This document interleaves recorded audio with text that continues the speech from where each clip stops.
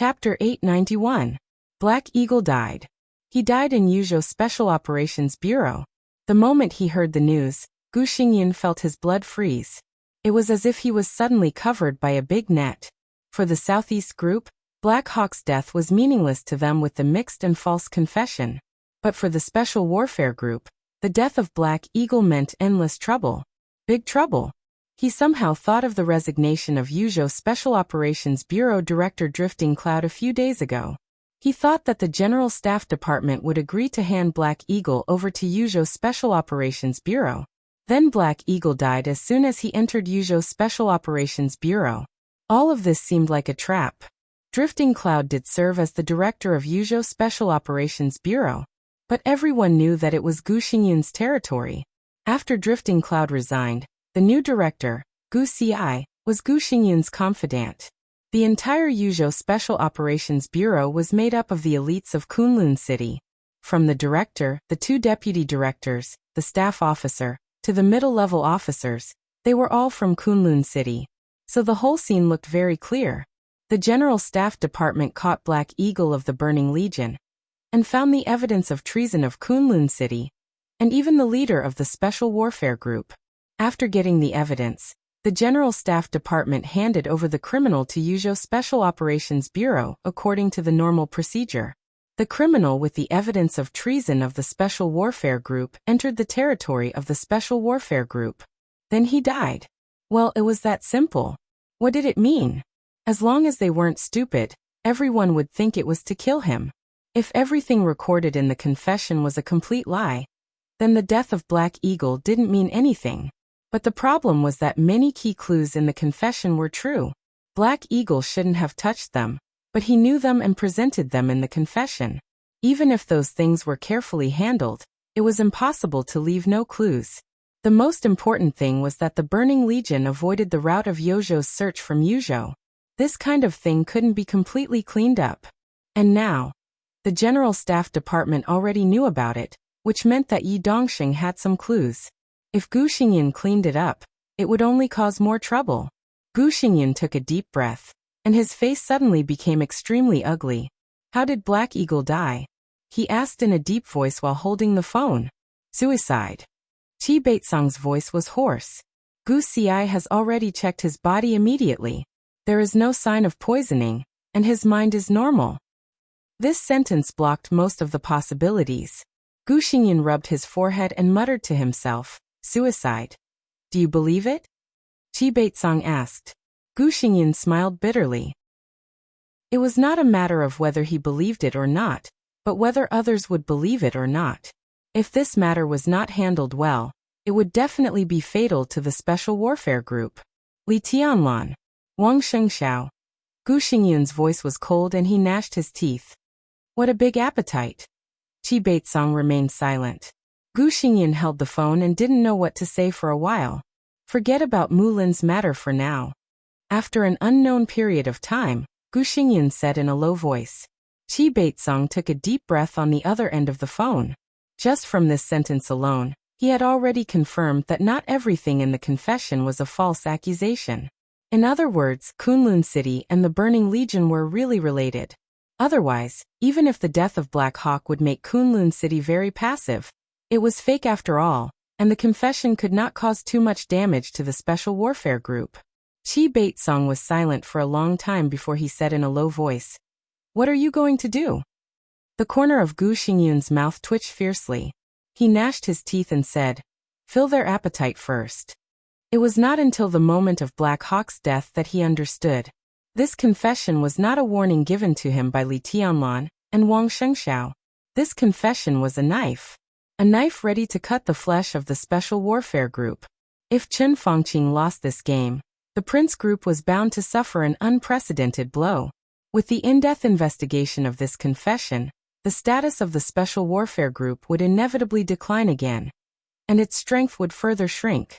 How much the Special Warfare Group and the Prince Group would lose. How much Li Tianlan and the others would gain.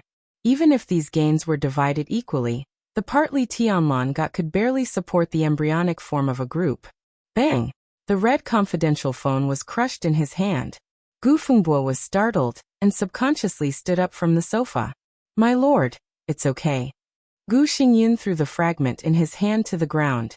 His eyes flickered and he whispered, "Just bear with him for a year."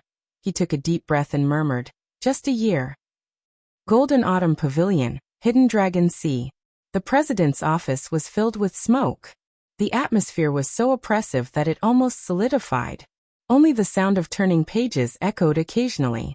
Although Lu Qing's report had been delayed as much as possible, the information was still handed in. Although he thought his task force was a joke, Zhongzhou State still gave Lu Qing the right to enter the Hidden Dragon Sea at any time to show the importance it attached to this matter. And it was in this office that Lu Qing reported the information in his hand to the three most powerful counselors in Zhongzhou State: President Li Huacheng, Prime Minister Chen Fangqing, and Dongqing Wudi, the Minister of the Army Headquarters. At this moment, the three giants, who were completely supreme in Zhongzhou State, were all looking down at the confession in their hands in silence. After the first time, the three of them looked at it very carefully for the second time. Everyone's brows were tightly furrowed, their faces solemn. Yi Dongxing sat aside, sipped his tea silently, and watched the three leaders looking through the information in their hands without saying a word. He came a little later than Lu Qing, but he reported the same thing. As an insider, he was also asked to stay. In the crisp sound of the lighter, Dongqing Wudi lit another cigarette and took a deep breath. Yi Dongxing observed them calmly. As the president, Li Huacheng's emotional ups and downs were the most obvious.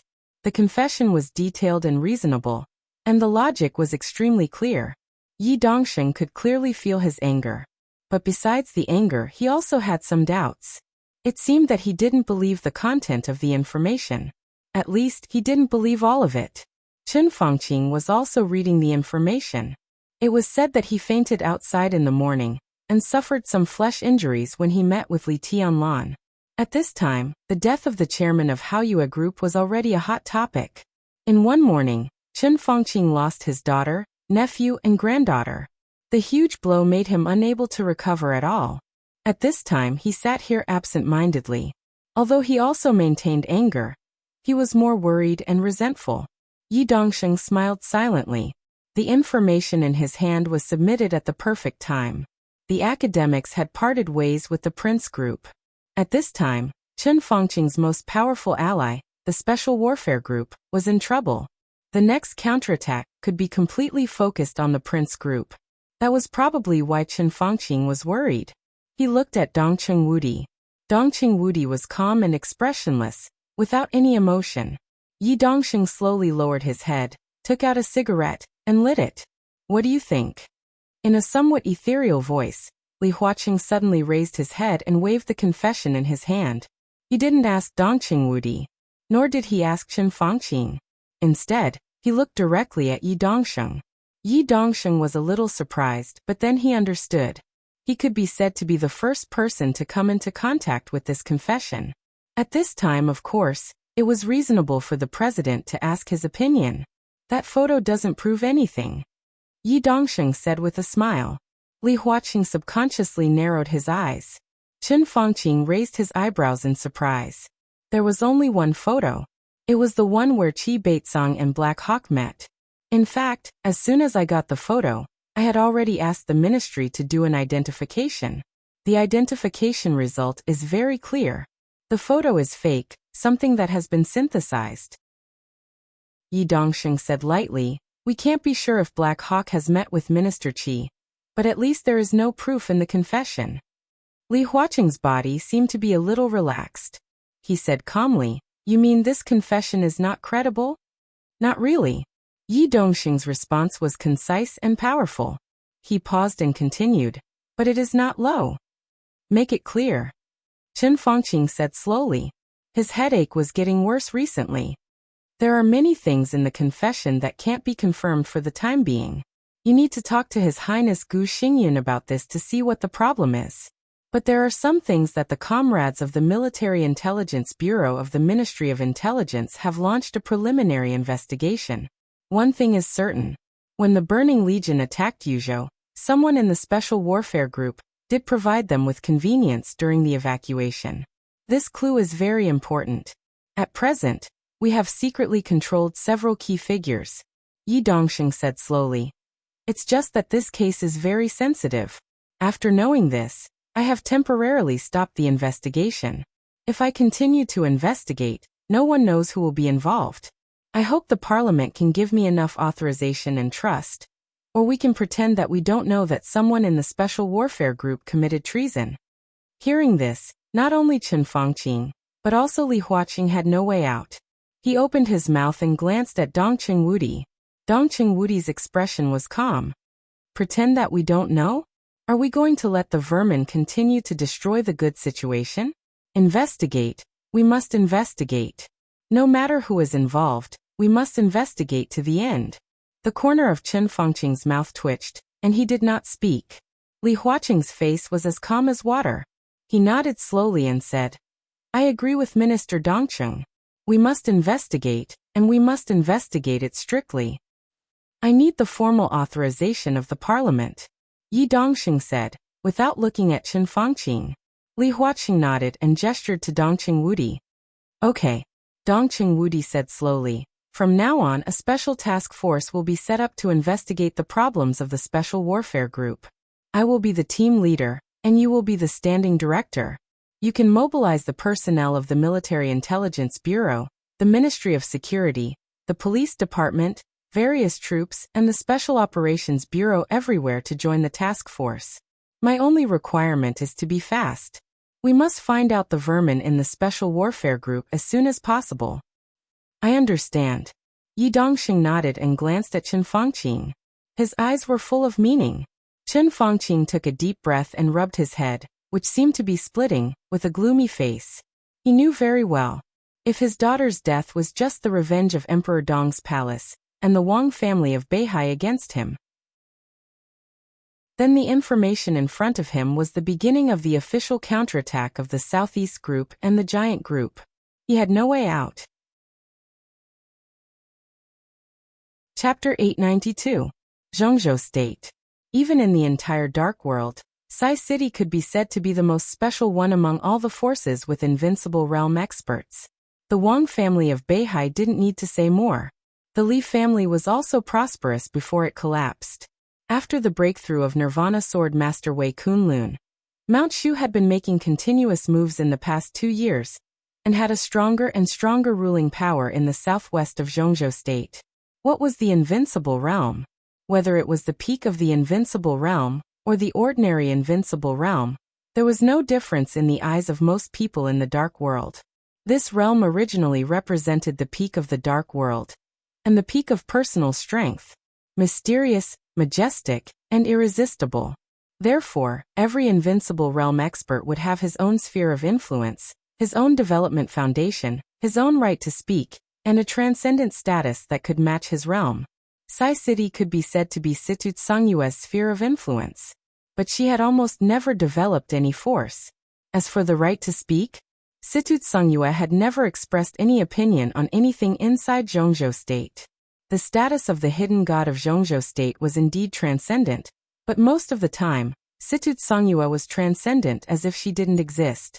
She would only show up occasionally when Zhongzhou State asked her to do something. Over time, most people in Zhongzhou State seemed to have forgotten Sai City. And Sai City also forgot Zhongzhou State. After tribulation broke through, Sai City already had 2 Invincible Realm experts. In terms of high-end strength, Sai City was the second force in Zhongzhou State, second only to the Wang family of Beihai. But even so, Sai City had not developed much in the past few years. This famous city of assassins in the Dark World had always maintained an absolutely aloof and indifferent attitude, as if it had no interest in the outside world. So compared with the forces with Invincible Realm experts, Sai City was the smallest even compared with the large forces in Zhongzhou State. It was far less than Mount Shu.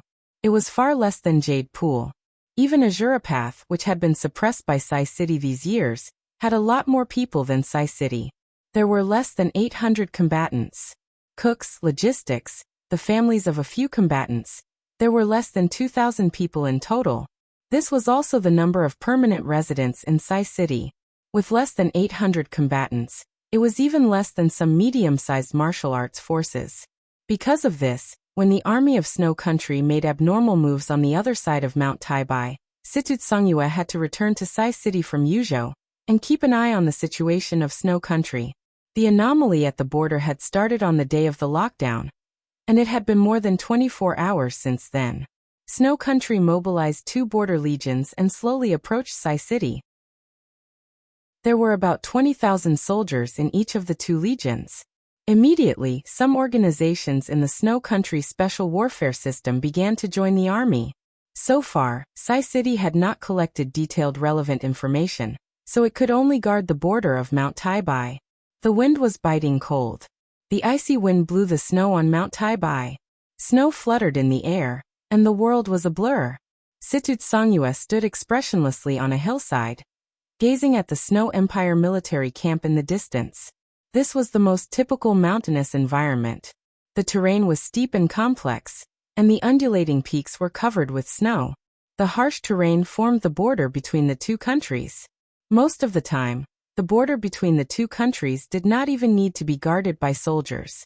This terrain also meant that even if there was a war between Zhongzhou State and Snow Country, it was unlikely that there would be a large-scale battle between soldiers in this area. The snow, the peaks, and the rugged mountain roads were enough to make most infantry powerless.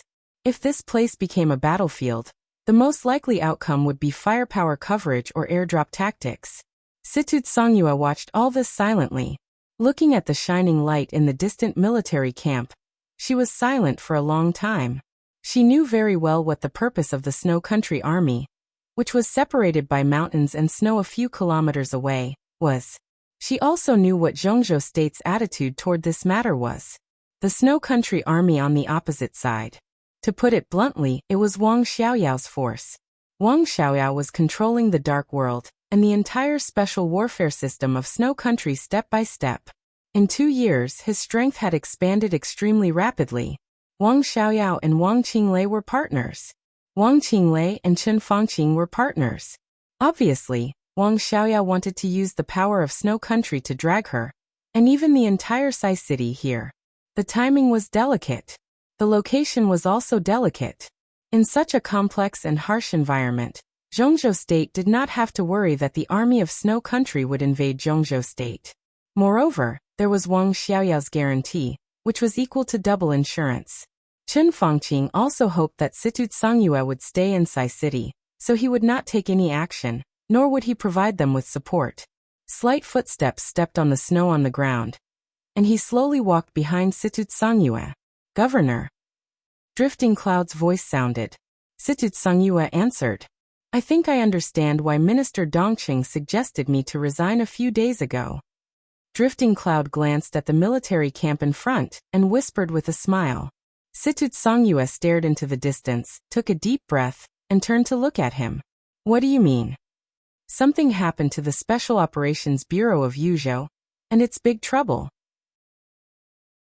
Zhongzhou State now has the news that the Special Warfare Group has committed treason.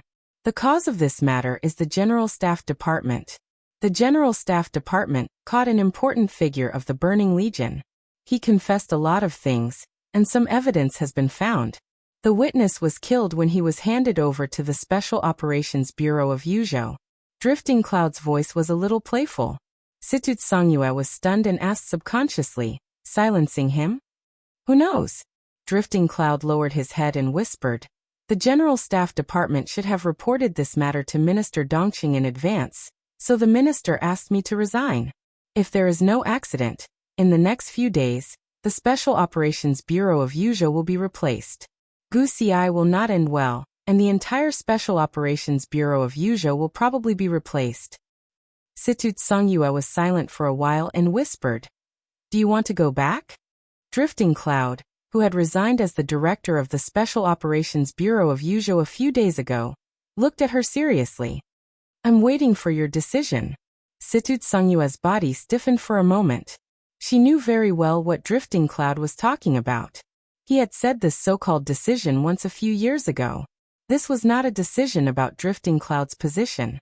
It was a decision about the future of Sai City. His Highness Li Tianlan's return this time is bound to start a new group. Saint told you this before, and now the conditions are met. The Prince Group, the Special Warfare Group. And everything they lost can become the framework of His Highness Li Tianlan's new group. Drifting Cloud said calmly.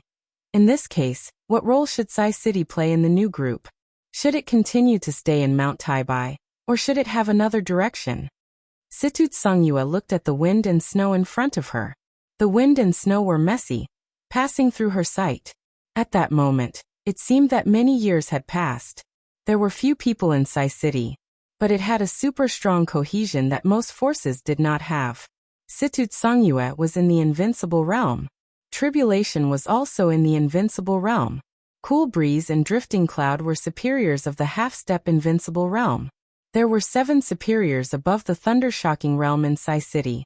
There were nearly 100 assassins above the stabilization phase of the fire-flaming realm in Sai City. For today's Emperor Dong's palace, this was definitely an absolutely powerful force. It was also a force that could be digested by the current scale of Emperor Dong's palace. If Situ Tsungyue did not intend to change anything, Sai City would still be Sai City. But if Sai City wanted to change its direction, and play a more important role in the new group controlled by Li Tianlan, Cool Breeze and Drifting Cloud, the other 5 thunder-shocking realm assassins of Sai City. Dozens of fire-flaming realm experts. All of them could find their own positions in the new group. Situ Tsungyue lowered her head slightly and stared at the snow in front of her. The stunning sword in the 13-story building was still standing there, as if it was also staring at Situ Tsungyue. Drifting Cloud looked ahead and opened his mouth. When he was about to say something, his eyes suddenly froze. His line of sight crossed a few kilometers ahead. In the wind and snow, in front of the shining gate of the barracks, a group of about hundreds of soldiers of Snow Country roared and rushed forward for a distance. At the forefront, a tall soldier held the flag of his legion and ran for hundreds of meters. Then he inserted the flag in the snow again. In the vision of an expert a half-step to invincible realm, Drifting Cloud clearly saw that the flagrant military flag crossed the boundary monument of Zhongzhou State. The flag crossed the boundary monument in a short distance. It was even less than 1 meter. But the distance of dozens of centimeters was indeed the territory of Zhongzhou State. Drifting Cloud's face was livid, and he suddenly raised his hand. Suddenly, a dark blue electric arc lit up in the air where the snow was fluttering. The electric arc extended for hundreds of meters in the air, and finally disappeared without a trace. A burst of indistinct laughter suddenly rang out. In his sight, the soldier of Snow Country holding the Legion flag gave a thumbs up to Drifting Cloud and Situ Tsungyue, and then he pointed it down fiercely. He laughed and pulled out the flag. Once again, he rushed forward for tens of meters and directly inserted the flag in the snow of Zhongzhou State. A ghastly cry and wolf howl came from afar. Situ Tsungyue looked at this scene expressionlessly. Bang! In the dull sound, a cannonball suddenly shot out from the small weapons base of Sai City, giving a warning. The soldiers of Snow Country took a step back, and then the ghastly cry and wolf howl became louder. The huge sound wave of hundreds of people successfully attracted the attention of the Snow Country barracks behind. More and more soldiers left the barracks and came over. The cannonball landed on the land 5 kilometers away from the army of Snow Country, making a loud noise. The rear of the Snow Country barracks instantly lit up with bright fire. Several huge cannonballs with burning tail flames crossed the sky and headed straight for Sai City. The cannonball flew in the air and finally exploded a large amount of snow at the foot of the mountain less than 1 kilometer away from Situ Tsungyue. Drifting Cloud could even clearly feel the violent vibration of the ground. Drifting Cloud's face was livid. He gritted his teeth and spat out a swear word after a long while. F***ck. Situ Tsungyue's eyes narrowed tightly. The world seemed to be tense for a moment. A cold and awe-inspiring voice rang out in the midst of the snowstorm. Scram. The voice of the invincible realm expert spread into the mountains, through the wind and snow, and directly echoed in the barracks of Snow Country. Situ Tsungyue was responded by 2 cannonballs. The artillery roared. This time, the landing point of the artillery moved forward another 200 meters. This landing point was less than 100 meters away from the real edge of Sai City. F***ck Governor, Qing Feng and I will kill our way over. Drifting Cloud suddenly took a step forward. No matter how calm he was, he couldn't stand this kind of provocation. In the past 20 years, Sai City had indeed stood aloof from the world, but who really dared to provoke them? Drifting Cloud couldn't stand this kind of arrogance. Don't be impulsive. Situt Songyue shook her head. They just want us to rush over. Sai City is afraid of them. Drifting Cloud sneered and said, they are just clowns. How many people in Snow Country can be a match for Qing Feng and me? There may not be many individuals, but there is an army in front of us. Even if we can beat them back, their artillery is enough to destroy Sai City. Besides, they can withdraw from the national border at any time. If there is a dispute at that time, it is tantamount to making trouble for Tianlan. Situt Songyue said calmly, ignore them. As long as I'm still here, they won't dare to act rashly. Since Tianlan has come out, we don't need to worry about the outside world. If they want to delay, let them. Drifting Cloud looked at the barracks opposite with a cold expression and said nothing. There were more and more soldiers of Snow Country in front of the military flag. A large number of soldiers of Snow Country stood blatantly on the land of Zhongzhou State, shouting and swearing. The language of Snow Country was mixed with English and a few words of poor Chinese. They were laughing and joking, but the content was full of the most vicious curses. Bitch! Whore! All kinds of obscenities came along with the wind and snow. Situt Songyue took a deep breath, and her expression became colder. She quietly clenched her fists. Buzz! The startling sword, which had been standing in front of Situt Songyue, suddenly trembled and made a buzz. The sound was with clear excitement and desire. Boom! Another row of cannonballs came from the barracks of Snow Country. The fiery red light penetrated the wind and snow. Looking at the landing point, this row of cannonballs would almost certainly fall on the edge of Sai City. Situt Songyue suddenly looked up, and her pupils contracted. Her clenched fists trembled slightly, and she raised them for a moment. Her body, which was about to make a move, suddenly stiffened, and her face changed. An extremely fierce wind suddenly appeared over Sai City. The wind blew the snow. In an instant, there was a mighty and indescribable storm between heaven and earth. The whole world seemed to be suddenly quiet in an instant. Snowflakes fluttered. The fiery red light dragged by the cannonball disappeared almost instantly. Then the cannonball with great destructive power completely disintegrated. Situt Songyue suddenly raised her head and looked ahead with an extremely solemn face. Drifting Cloud was stunned. He opened his mouth, but suddenly found that he could not make a sound. The world became extremely quiet. The world was originally quiet.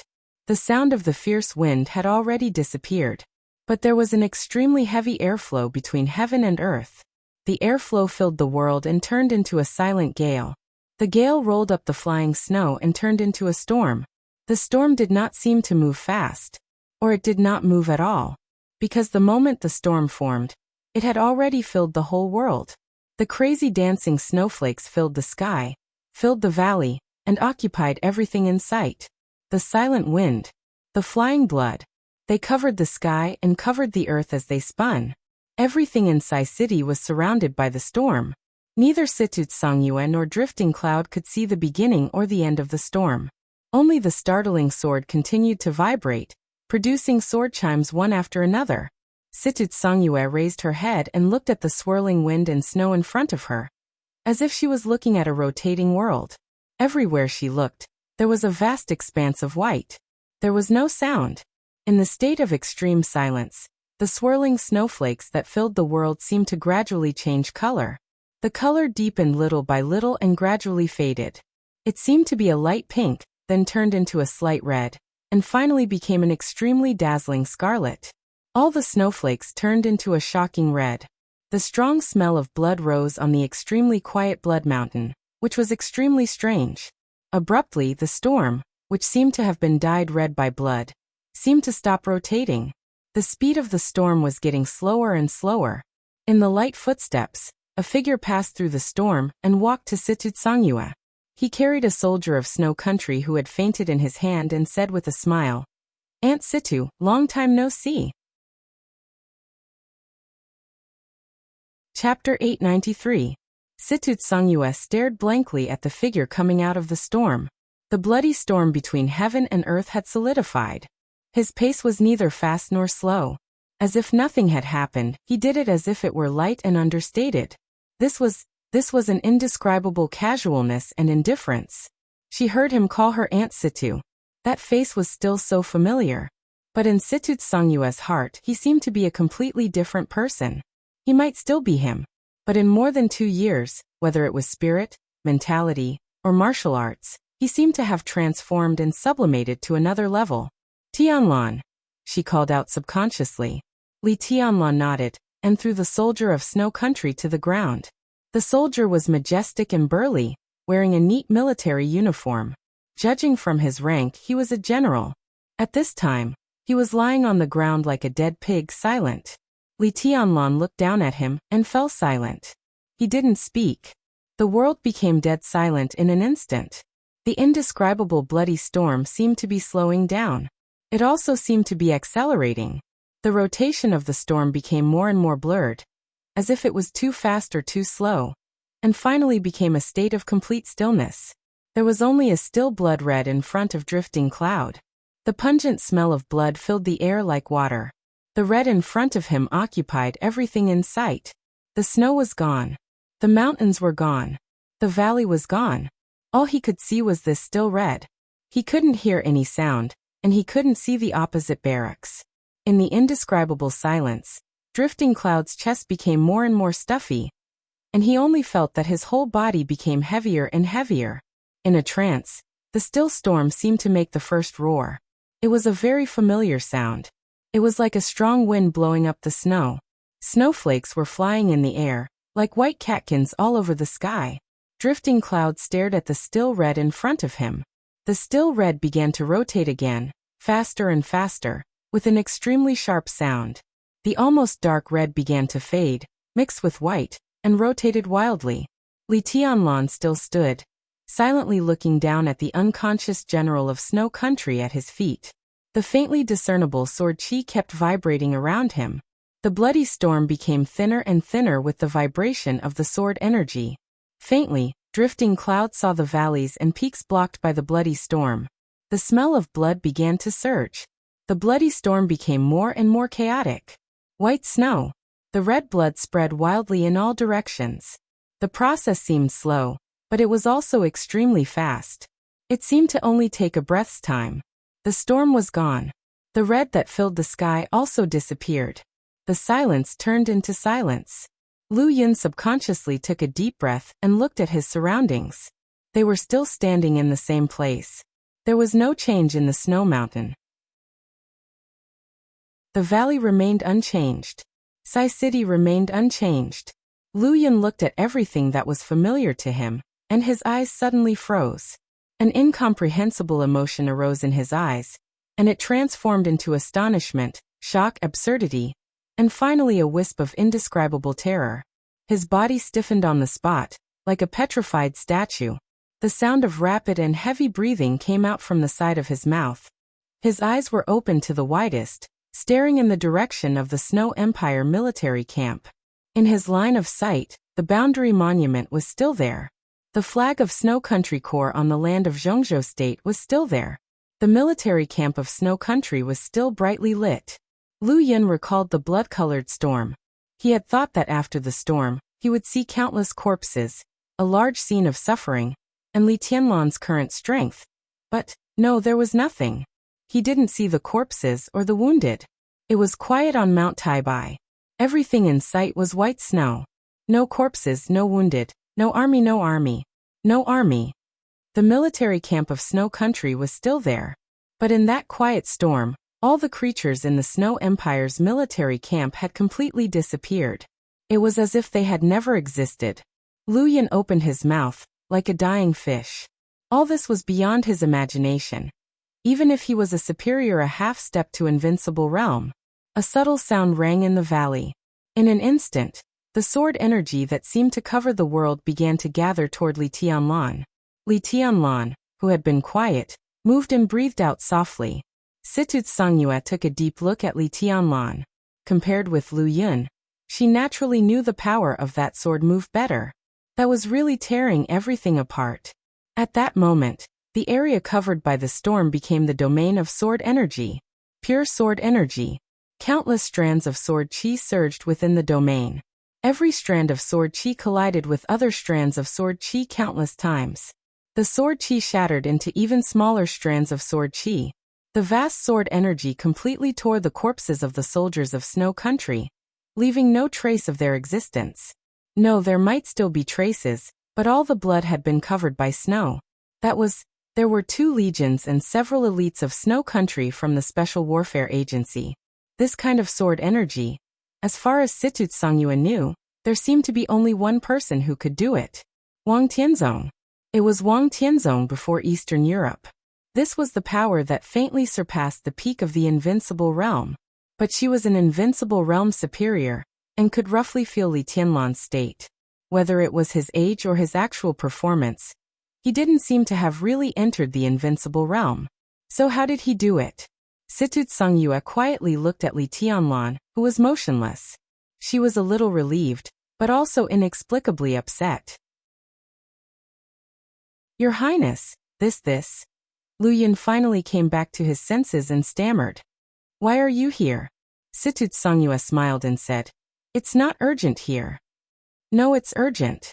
Li Tianlan shook his head. He slowly moved his arm. Crack. In an instant, the sound of countless joints vibrating came out of Li Tianlan's body. His face turned pale for a moment. In Lu Yun's sight, he clearly saw a shocking bloodstain on Li Tianlan's arm. Li Tianlan's skin suddenly began to break at some point, spreading to his 5 fingers, palms, back of hands, wrists, and even to the invisible place in his sleeves. One of his arms was like broken glass, densely packed and full of cracks for a while. Situt Songyue's eyes suddenly froze. Li Tianlan looked at his arm expressionlessly. This was the hand that held the sword. His cracked palm slowly clenched into a fist. Fresh blood flowed down his chest and palms, falling onto the snowy ground. It was a ghastly sight. I'm fine, he said in a low voice. Situt Songyue did not speak. She stared at his palm, and her eyes trembled slightly. The blood dripping quickly became less and less. There seemed to be a dense mist in Li Tianlan's palm. Large patches of blood and dense cracks began to become blurred in the mist. Li Tianlan's body slowly relaxed and kicked the general of Snow Country under his feet. The general groaned and opened his eyes blankly. His memory was still stuck just now. He was just ordering the artillery of the barracks to fire again when he was suddenly pulled by a hand. When he woke up, he was here. Where was this place? The general was slightly shocked and suddenly got up. He saw Li Tianlan, Situt Songyue, and Drifting Cloud, as well as his empty and silent barracks. Where's my army? He said subconsciously and finally realized where he was. It didn't matter where he was. What mattered was who was beside him. The general's face was pale, and he took a step forward subconsciously. A subtle sound was heard accompanied by screams. Countless densely packed sword chi enveloped everything around the general. He took a step forward and his body directly hit a large piece of sword energy. The sword energy went deep into his body. In an instant, his military uniform was directly dyed red with blood. The general howled wildly, and his eyes were filled with pain and fear. Name. Li Tianlan lowered his head and looked at him condescendingly. Takov no. The general answered in a trembling voice. Countless sword energy went deep into his body, and did not seem to disappear at all. Instead, they were destroying his flesh and blood bit by bit as if they were alive. The unprepared encounter almost crushed his will at once. It's too long, I can't remember. Li Tianlan said lightly, just call him Tatev. It's Takov. The general groaned in his heart, but his Chinese was a little bad, and he was not in the mood to explain anything. His body curled up and kept trembling under the pain. Your army has crossed the boundary. Li Tianlan looked at him and said quietly, Yes. General Takov shouted. He wanted to raise his voice, but his words were extremely weak. I'm willing to apologize on behalf of my army. Who do you think you are? Li Tianlan looked at him silently. Your apology is worthless. He reached out and grabbed Takov's bloody body, pointing to the flag of Snow Country that was still stuck in the snow of Zhongzhou State. Did you see it? Li Tianlan asked. Yes. Takov nodded frantically. His legs gradually became wet, and a suspicious liquid flowed down his trousers. Now contact your boss. Li Tianlan's voice was low and gloomy. Before dark, there must be a person who can represent Snow Country. The president, the prime minister, your defense general, anyone.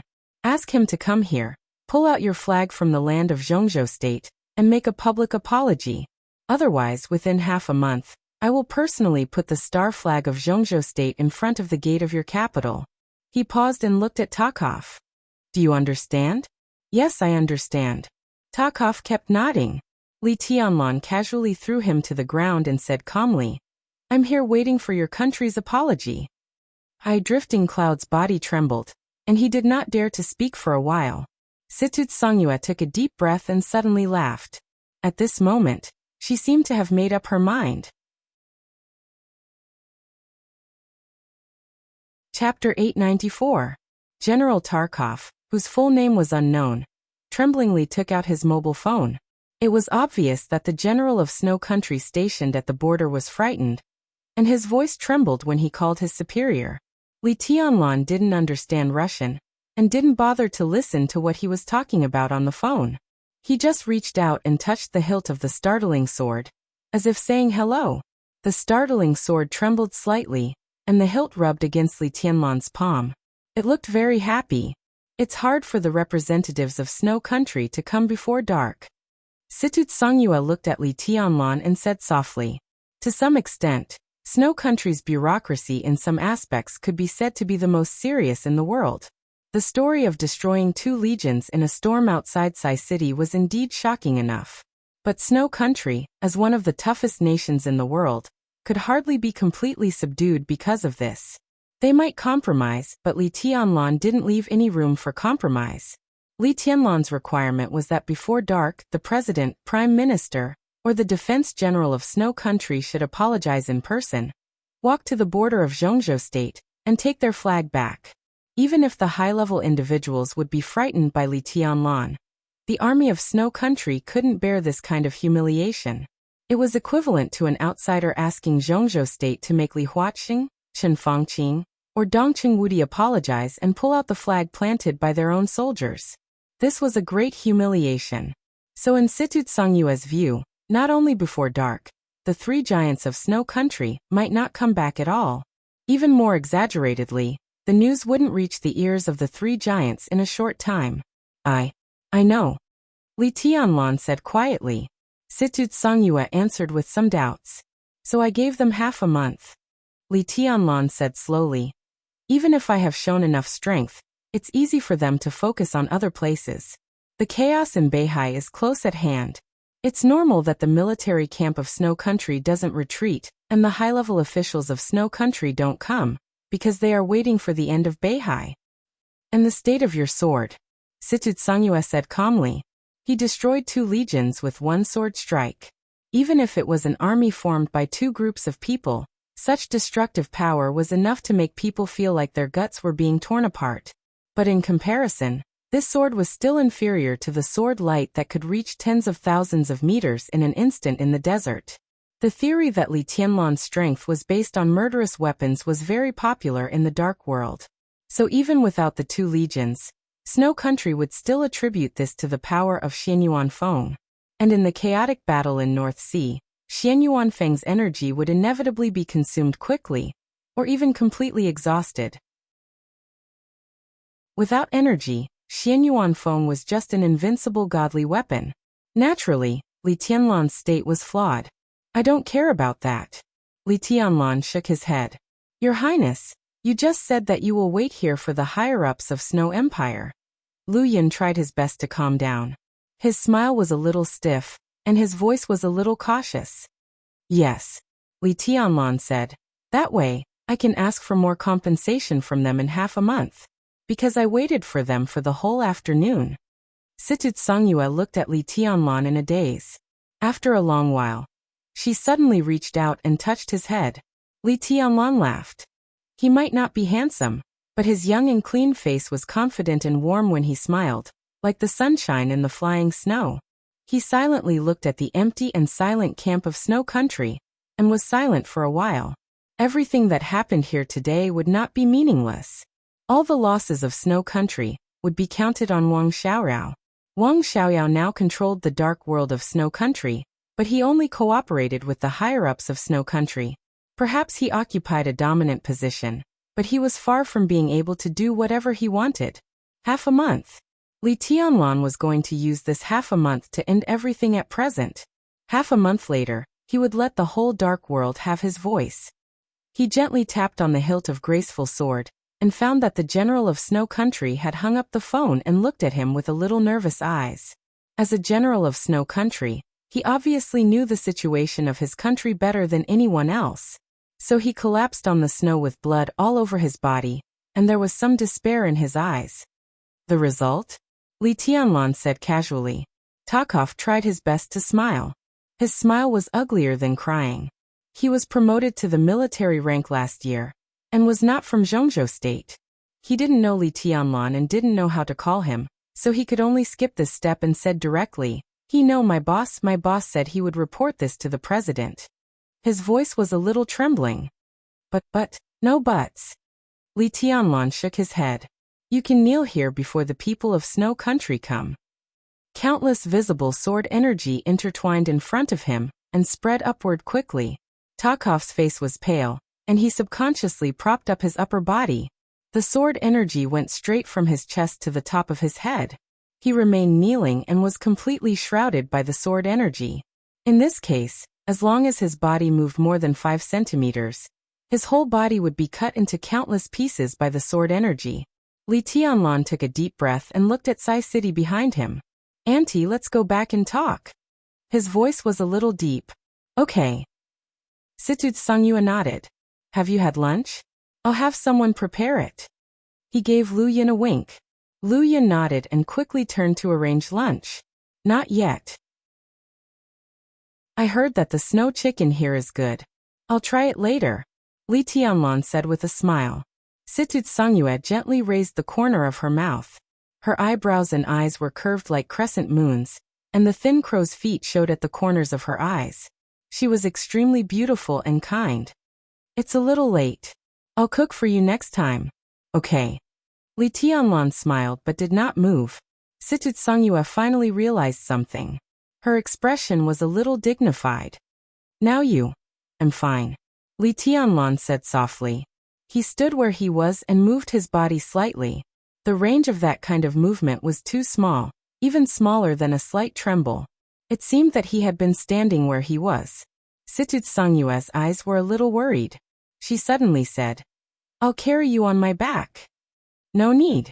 Li Tianlan took a deep breath and suddenly took a step forward. Sizzle. In the slight sound, it seemed that something was breaking, and the liquid was squeezed out. Li Tianlan, who was expressionless, suddenly frowned. A lot of blood came out from his body in an instant. Li Tianlan's face grew paler. Blood soaked his whole body in an instant. Under the cover of the black windbreaker, Situd Songyue could only see a small part of his trousers stained with blood, and his chest that was not covered by the windbreaker. Ha! Li Tianlan raised the corner of his mouth, and the short syllable became a little distorted. Situd Songyue tightly pursed her lips. After a while, she said hoarsely, Your body is too fragile. This is the price of invincibility, Li Tianlan whispered. It seemed that because of the pain, his voice was a little gloomy. But it's not unbearable. He slowly stepped forward. The blood became more and more as he moved. Li Tianlan left a very obvious bloodstain on the road he walked. And for me, such a price is not unbearable. There was no way for him to enter the invincible realm at this age. He could only take another path. Unorthodox way? Unorthodox way? Whatever it was, he was now indeed standing at the peak of personal force in the dark world. He would pay a little price. But he had the dragon vein, and his body's amazing recovery ability was enough to suppress this price to a bearable range. For Li Tianlan, as long as he could bear it, there was no price. He walked faster and faster. Wisps of dense mist gradually spread from his arms to his whole body. He walked in the snow all over the mountain, and his body became more and more blurred. At nearly 2 o'clock in the afternoon, the wounds on Li Tianlan's body had completely healed. His aura was still a little weak, but it was recovering every moment. He took a shower in the room used for entertaining guests and changed his clothes. A sumptuous lunch had been prepared in the small restaurant of Sai City. The high-level officials of Sai City gathered together and waited quietly for Li Tianlan. Situt Songyue introduced everyone to Li Tianlan very seriously. Cool breeze, drifting cloud, and deep dream could all be said to be acquaintances. In addition, there were 4 experts above the thunder-shocking realm in Sai City. Huiyue, a petite and silent assassin at the peak of the thunder-shocking realm. Wildfire, an assassin at the peak of the thunder-shocking realm who was born in Azura Path, but took the initiative to join Sai City. Wukong was the oldest and the first to follow Situt Songyue. Nowadays, he seldom went down the mountain and played the role of the butler of Sai City. The other one was not present, but Li Tianlan was most familiar with her. She was Du Hanin, who was a latecomer among the several veteran assassins of Sai City. There was also a thunder-shocking realm assassin who died in Europe more than a year ago. Now, in front of Li Tianlan was the top lineup of Sai City. Of course, Li Tianlan still remembered another name of Sai City. That was also the purpose of his coming here today. Li Tianlan shook hands with everyone, and then sat in the main seat that Situt Songyue intentionally or unintentionally left for him. He didn't say much and just began to eat quietly. There was no wine on the table, and no one who was good at talking, so the atmosphere was a little dull, but not solemn. Li Tianlan didn't put down his bowl and chopsticks until everyone slowed down. He looked at the crowd and said slowly, "In a short time, Snow Country won't come to apologize, but they won't continue to send troops here." No one spoke and looked at Li Tianlan attentively. Li Tianlan gently knocked on the table and said in a low and soft tone, "I have one thing that I need your help with." "Go ahead." Situt Songyue smiled softly. "I have no problem with going to Beihai with your highness. I believe everyone here will." Cool Breeze said with a smile, including Wukong the old guy. Wukong, whose hair was a little gray, smiled. He looked at Li Tianlan and said softly, "I can still move my old bones. If your highness needs me, just say the word. I also miss the days when I fought side by side with your highness." Deep Dream laughed and seemed to recall the time in East Island. "I have no problem." Radiant Moon and Wildfire spoke at the same time. "Not to Beihai. I can solve the problem in Beihai by myself." Li Tianlan took a deep look at them and said quietly. Situt Songyue raised her eyebrows and said nothing. Li Tianlan lowered his eyelids, knocked on the table and said slowly, "I hope Sai City can go to East Island." His voice was as soft as the wind, but in Situt Songyue's ears, it was like a clap of thunder. Her smile froze for a moment, and it seemed a little unnatural. All the people present were top assassins. They almost instantly caught the change in Situt Songyue's expression. The dining table became quiet. Li Tianlan calmly took a sip of tea and said nothing. It was certain that East Island's Jifeng Sword Raining School and Wuji Palace would participate in the final battle in Beihai. Not only the 2 major martial arts sects of East Island, but also Beihai, to be exact, the southern area of Beihai province. East Island was determined to get it this time. In their eyes, that was their land. So all the intelligence showed that in the special warfare system of East Island, personnel were transferred frequently, and it was clear that they intended to go all out to destroy the Wang family of Beihai. Under such circumstances, East Island was bound to be empty again. Just like in the final battle in Heaven Capital 5 years ago. The old things seemed to be reincarnated again. It was the same situation. 5 years ago, a considerable number of experts from East Island were trapped in Zhongzhou State, including 2 invincible realm grandmasters from East Island. And this time, 2 invincible realm grandmasters of East Island were about to be involved in Beihai. The only difference was that Li Tianlan was not qualified to fight for anything 5 years ago. But now, 5 years later, he wanted the right to speak in the dark world of East Island. Li Tianlan was qualified to fight for anything, and any resources. Emperor Dong's palace was rooted in Tiannan, and would gradually spread to the entire Southeast Asia. Although East Island was small, it was enough to be a barrier for Emperor Dong's palace in some aspects. The 5 countries in Eastern Europe were the foundation laid by Li Tianlan. The military flag movement gave Li Tianlan a reason to intervene in Snow Country. The 5 countries in Eastern Europe gradually established contact with the Dark Knights in Northern Europe. The treason conspiracy of the Special Warfare Group could also allow Li Tianlan to gradually replace Kunlun City. Zhongzhou State, Southeast Asia, East Island, Eastern Europe, Northern Europe. Li Tianlan could fight for everything. As long as he had enough time to digest all these, Emperor Dong's palace would become the real overlord of the Dark World. This was the era of Donghuang. There might be obstacles in front of Li Tianlan, but after Mormon's eternal sword, there was no insurmountable mountain in front of him. Everything he wanted was no longer a future that he could look forward to. But now was the time. If he wanted it, he would get it. East Island was determined to get Beihai. Li Tianlan was determined to get East Island. It was a race against time. So he wanted to go to Sai City. Not only Sai City, Mount Shu, which could not intervene in the final battle of Beihai, would also go there. Situd Songyue, Wei Kunlun. He wanted the only 2 invincible realm experts in Zhongzhou State to completely overturn East Island. Li Tianlan picked up the cup in front of him and drank some water. He turned his head and looked at Situd Songyue quietly. Situd Songyue said nothing. She looked at Li Tianlan with a pale face. Li Tianlan looked away. His expression grew calmer.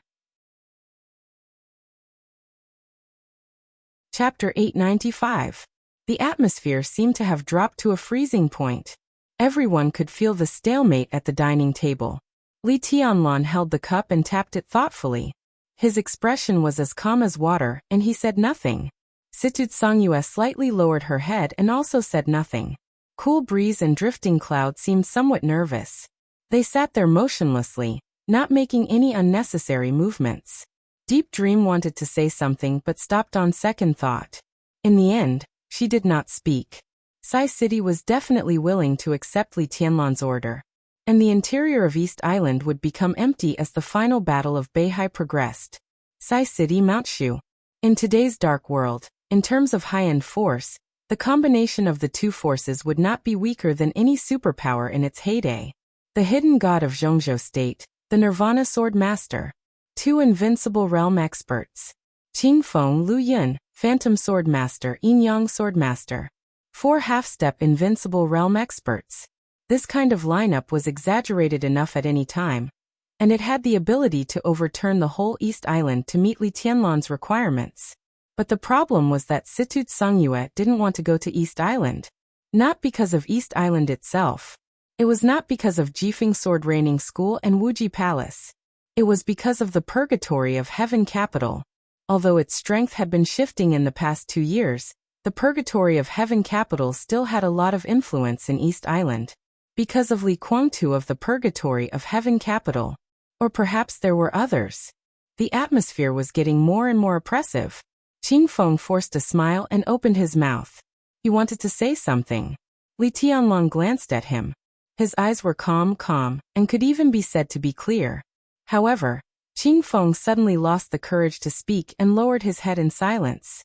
He understood Li Tianlan's eyes. So calm, so determined. All he wanted was an answer. There was no need for a reason. To East Island. Situd Songyue finally spoke.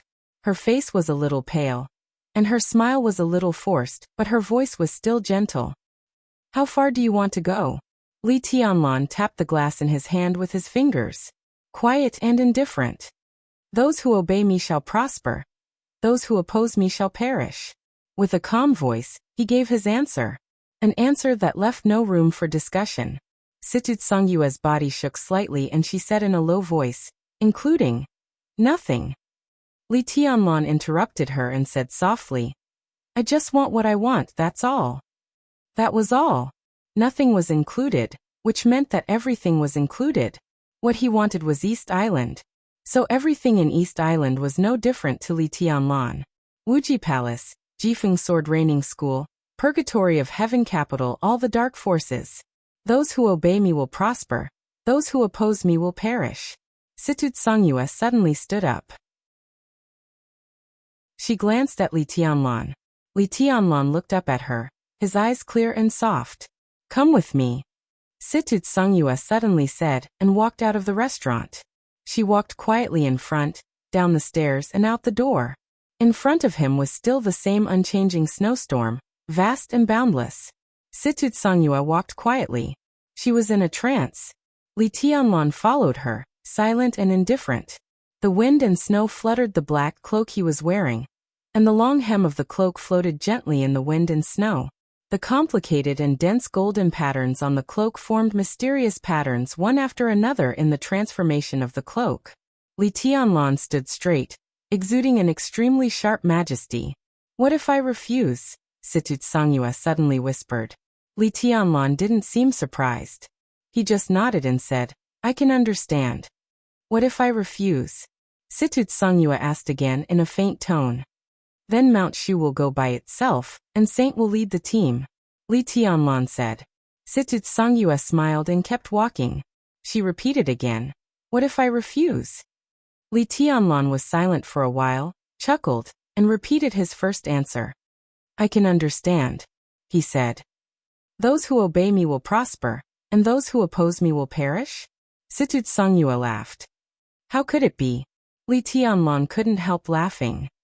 "I respect your choice. If Sai City refuses, I will go down the mountain. No one will perish. Sai City will always be a friend of Emperor Dong's palace. You are not included." He couldn't forget what Sai City had done for him, so he really understood. He didn't mind Situt Songyue refusing his request, but he would regret it.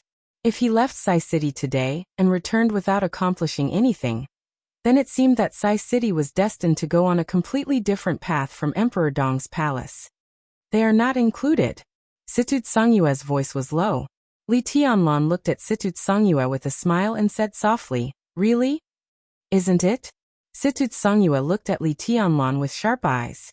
Li Tianlan was silent for a while and said lightly, "I haven't thought about this, and it's not what I should think about. Before my grandfather died, he handed the Li family to me. Different people may have different answers, but in my eyes, the Li family is my Li family, and I don't accept betrayal." "That's not betrayal." Situt Songyue's voice was a little excited. "That's your answer," Li Tianlan said softly. "In my eyes it's betrayal." "Including Li Guangtu. Including the old man standing next to Li Guangtu. Many people, betrayal. In Li Tianlan's eyes, they were betrayers. In their eyes, Li Tianlan might also be a betrayal. They were the same. "I can accept different ideas, just like Sai City now. Auntie, I won't blame you whether you help me or not, but I won't accept betrayal." He looked at Situt Songyue and whispered, "I'm here to confirm one thing." Situt Songyue bit her lip and did not speak. Li Tianlan's voice became somewhat cold. "The Heavenly Parish Palace. Whose Heavenly Parish Palace is it?" Many years ago, after the collapse of the Li family, Li Honghe gave up everything on the surface. It had gathered most of the Li family's power, and allowed the Li family to complete nirvana after a long period of dormancy. Countless elders of the Li family left the cage of the Li family, left Zhongzhou State, and formed a new organization. That was the prototype of the purgatory of heaven capital. In other words, it was the new Li family. It was the purgatory of heaven capital that Li Honghe planned to leave to Li Tianlan, and the brand new Li family that Li Tianlan planned to leave to Li Tianlan. Sunluo Hall, Long Life Hall, and Athanasi Hall became the main combat forces of the purgatory of heaven capital. They were also the powerful armed forces of the purgatory of heaven capital to deter all forces. But this was not the complete purgatory of heaven capital. The complete purgatory of heaven capital had 5 departments: limitless longevity, undying, heaven's net, heaven's fall. Tianluo was in charge of intelligence. Meteorite was a knife hidden in the dark, a killing knife. This saber also had another name, Sai City of Zhongzhou State. Sai City had always been the most important department of the purgatory of heaven capital, and the Li family. Li Tianlan thought that the Li family was his own. But heavenly fall, was it his heavenly fall or Li Guangtu's heavenly fall? In the wind and snow, Situt Songyue's face became paler. Li Tianlan's question left her with no room to avoid it. Sai City could be a pure Sai City. It could be Li Tianlan's heavenly meteor. Li Tianlan wouldn't mind. But if she chose Li Guangtu, She would be the enemy of Emperor Dong's palace. She didn't want to be Li Tianlan's enemy or leave the Li family, so she had to go to East Island. Overturn everything in East Island with the attitude of those who obey me will prosper, and those who oppose me will perish. He overturned Wuji Palace, Jifeng Sword Raining School, and everything in the Purgatory of Heaven capital. Break everything that belonged to the Purgatory of Heaven capital, and turn it into something that belonged to Li Tianlan. This was tantamount to becoming enemies with Li Guangtu. Li Guangtu was her man. I used to be. But he was also the only man she had intimate contact with in her life. You will kill him. Situd Songyue lowered her eyebrows and whispered. Li Tianlan knew who she was referring to. After a long silence, he thought of Li Honghe. Shaking his head slightly, he whispered, probably not. He said probably. Situd Songyue also thought of Li Honghe. Perhaps until now, Li Guangtu didn't understand that her meeting with him was not an accident. It came from an old man's arrangement. The very first arrangement. Situd Songyue laughed. Her vision was a little blurry. She lowered her head slightly and whispered, Sai City will go to East Island. After a pause, she gave the clearest answer. Heavenly Meteor Palace will go to East Island. Li Tianlan looked at her silently. His eyes were no longer looking at an elder, but looking at an important part of his power map soberly and rationally. He would give her the greatest trust, and also give her the most solemn promise. Li Tianlan nodded. His voice shook the wind and snow. There is a place for you in my dynasty. Yes. Situd Songyue lowered her head. Her voice was sad and a little dazed, but it was extremely clear. Your Majesty. Chapter 896. When she opened her eyes, the room was gloomy and gloomy. The clock on the wall was ticking. She moved and looked at the time. For a moment, she couldn't tell whether it was day or night. The curtains were closed, there was no sunlight outside, and it was quiet around. Bai Yuming sat up, put on her slippers, opened the curtains, and saw the vast snow outside. It seemed to be afternoon. It was going to be dark. She shook her head with difficulty and subconsciously touched the wounds on her body. The feeling of weakness was still there, and her whole body was soft. Her ears seemed to be still echoing the raging artillery fire. All kinds of weapons shone in different colors and roared unscrupulously in the desert under the night sky. The earth-shattering sound seemed to have been imprinted in the depths of her heart. It was the explosion, the blood, and the flying yellow sand. Bai Yuming stood by the window and looked out. The surroundings were quiet and warm. Outside the window was flying snowflakes. Yesterday, today. What she thought and what she saw seemed to be two completely different worlds. She stood on the edge of the world, and her whole person had a sense of being torn apart. Her spirit was not tense, but she still did not completely relax. Chaotic memories kept rolling. She remembered that she helped Li Tianlan clean up the bodies of the dead in the desert. She remembered that she flew to Suzhou with the helicopter from Suzhou. She did not return to Tiannan in Suzhou, but returned to Yuzhou. Home. Bai Yuming was at a loss for a long time before she realized that she was at home in her room. No matter what the outcome of last night's war was, it was over. She touched the wounds on her body. Countless wounds, big and small, had healed and formed scabs. The Dongqing clan and the Bai family naturally had a way to remove scars. Her injury was not too serious, and there was no serious problem on the surface of her body.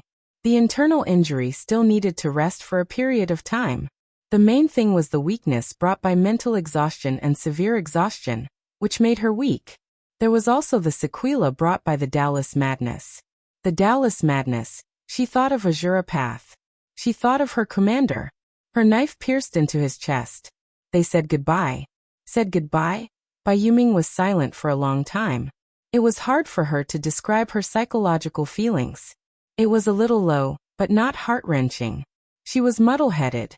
That knife seemed to have merged with every picture of the Desert War. Perhaps it was a little special, but they were indeed fused together. Bai Yuming grabbed her hair. She had liked him before. In the past, she shook her head again and drank the recovery potion on the bedside table. She changed out of her pajamas and put on some loose clothes before walking out of her room. A burst of hearty laughter came from downstairs. It sounded familiar. Bai Yuming stood on the railing of the corridor and looked down, slightly stunned. On the sofa in the living room downstairs, a man in his 30s was watching. The calm and composed man sat there, talking happily with his grandfather Bai Zhanfang. Although he was a junior, he showed no fear and trepidation in the face of the most senior counselor in Zhongzhou State. His every move was free and easy, and his momentum was magnificent. Bai Zhanfang sat opposite him with a smile. His face was ruddy and he seemed to be in a good mood. Bai Yuming blinked her eyes and forced herself to wake up from her muddle-headed state. She adjusted her mood and chuckled. "Brother-in-law, long time no see. What a rare guest. I thought the speaker had forgotten where the Bai family is." Bai Zhanfang raised his head and glanced at his granddaughter, smiling without saying a word. Opposite him, Zhou Yuanshan, who was now the speaker of Jiangxia, raised his head and glared at Bai Yuming.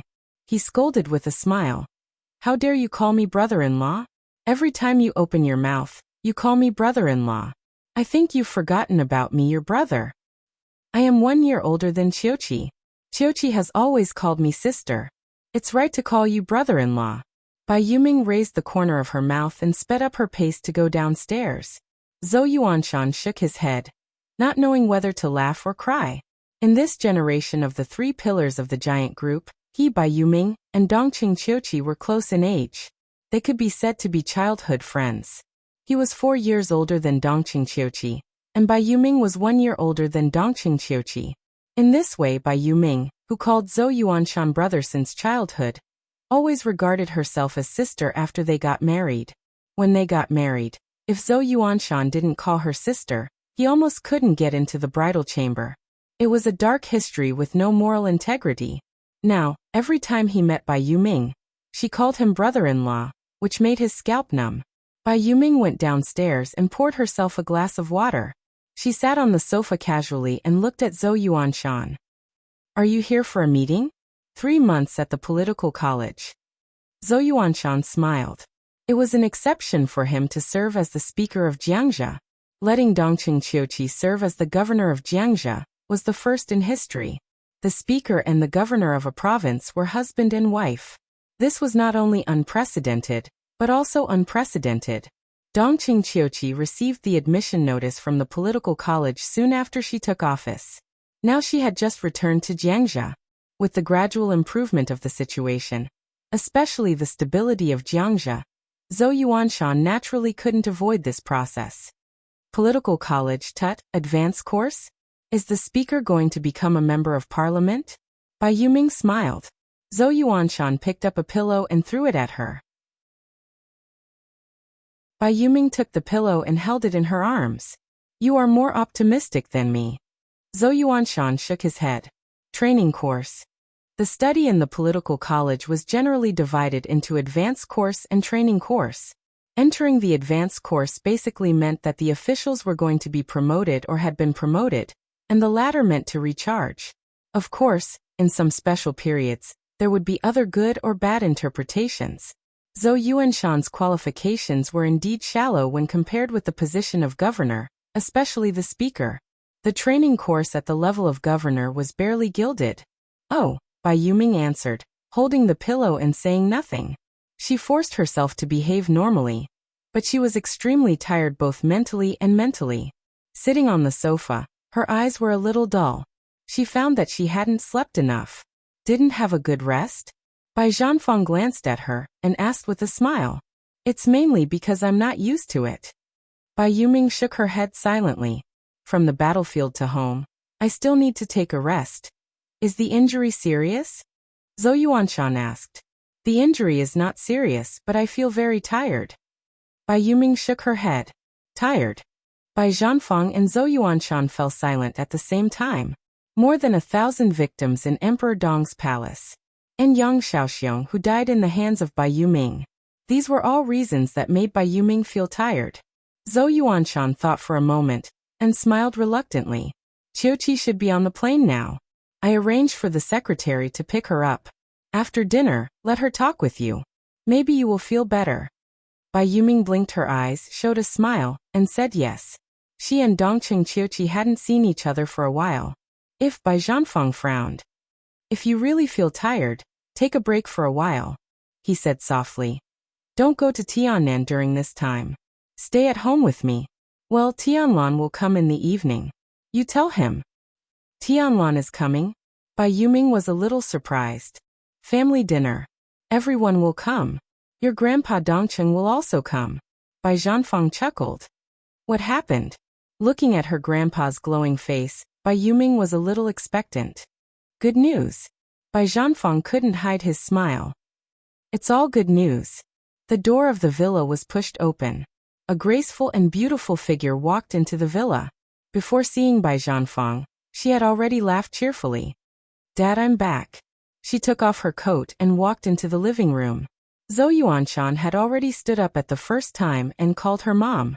Bai Qingqian smiled and waved her hand to let Zhou Yuanshan sit down. She sat next to Bai Yuming, reached out to touch her head and asked softly, "How is your injury?" Bai Yuming held a pillow, slowly leaned against Bai Qingqian's arms, and shook her head. Bai Qingqian quietly held her niece and didn't speak for a while. What do you want to eat tonight? It's time to prepare dinner. Bai Zhanfang asked. Bai Qingqian smiled. At this moment, her whole body seemed to be shining with a kind of soft brilliance. I just talked to Tianlan on the phone. It's snowing and he wants to eat hot pot. Bai Zhanfang smiled and nodded. Yes, it's warm. Bai Qingqian nodded. Tianlan said he had something to discuss with me. What is it? Bai Zhanfang was a little stunned. I don't know. Bai Qingqian smiled softly. But no matter what it is. Her voice paused for a moment before she continued. I agree. Chapter 897. At 5 o'clock in the afternoon. In Yuzhou, in front of a luxury jewelry counter in the Oriental Mall, Qin Weibai gently turned her white and soft wrist. Looking at the green jade bracelet on her wrist, she chuckled and said, Does it look good?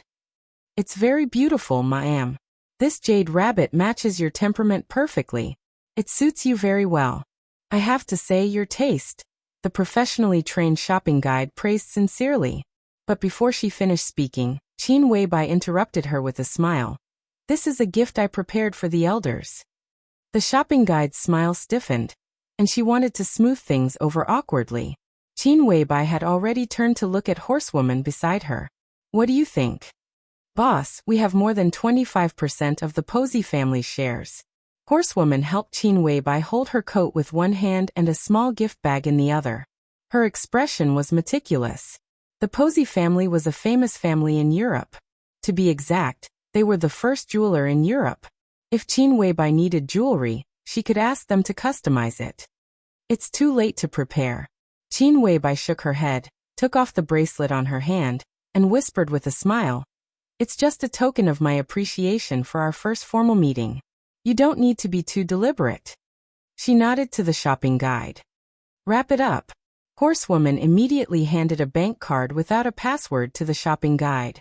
The exquisite bag in her hand had already been filled with many small gifts. They were indeed small gifts. At least, they were not big. For example, there were scarves, watches, jewelry, and about a dozen pieces scattered around. They were the trophies they had obtained during the afternoon shopping. The shopping guide took the bank card with both hands and trotted to pay the bill. Qin Weibai looked down at the jewelry in the counter casually. She blinked her eyes, thinking about what she seemed to have overlooked. Horsewoman held the gift and looked at the relaxed and quiet boss. She could not help but have a strange feeling in her heart. In her impression, this was not the style of the boss at all. She wore a white close-fitting cardigan, black tight straight pants and high heels. The light-colored coat had been handed over to Horsewoman. Her always simple and light dressing style fully displayed her tall and slender figure. Qin Weibai's figure was not an exaggerated S shape, but a kind of softness and delicacy that made people feel very comfortable at first sight.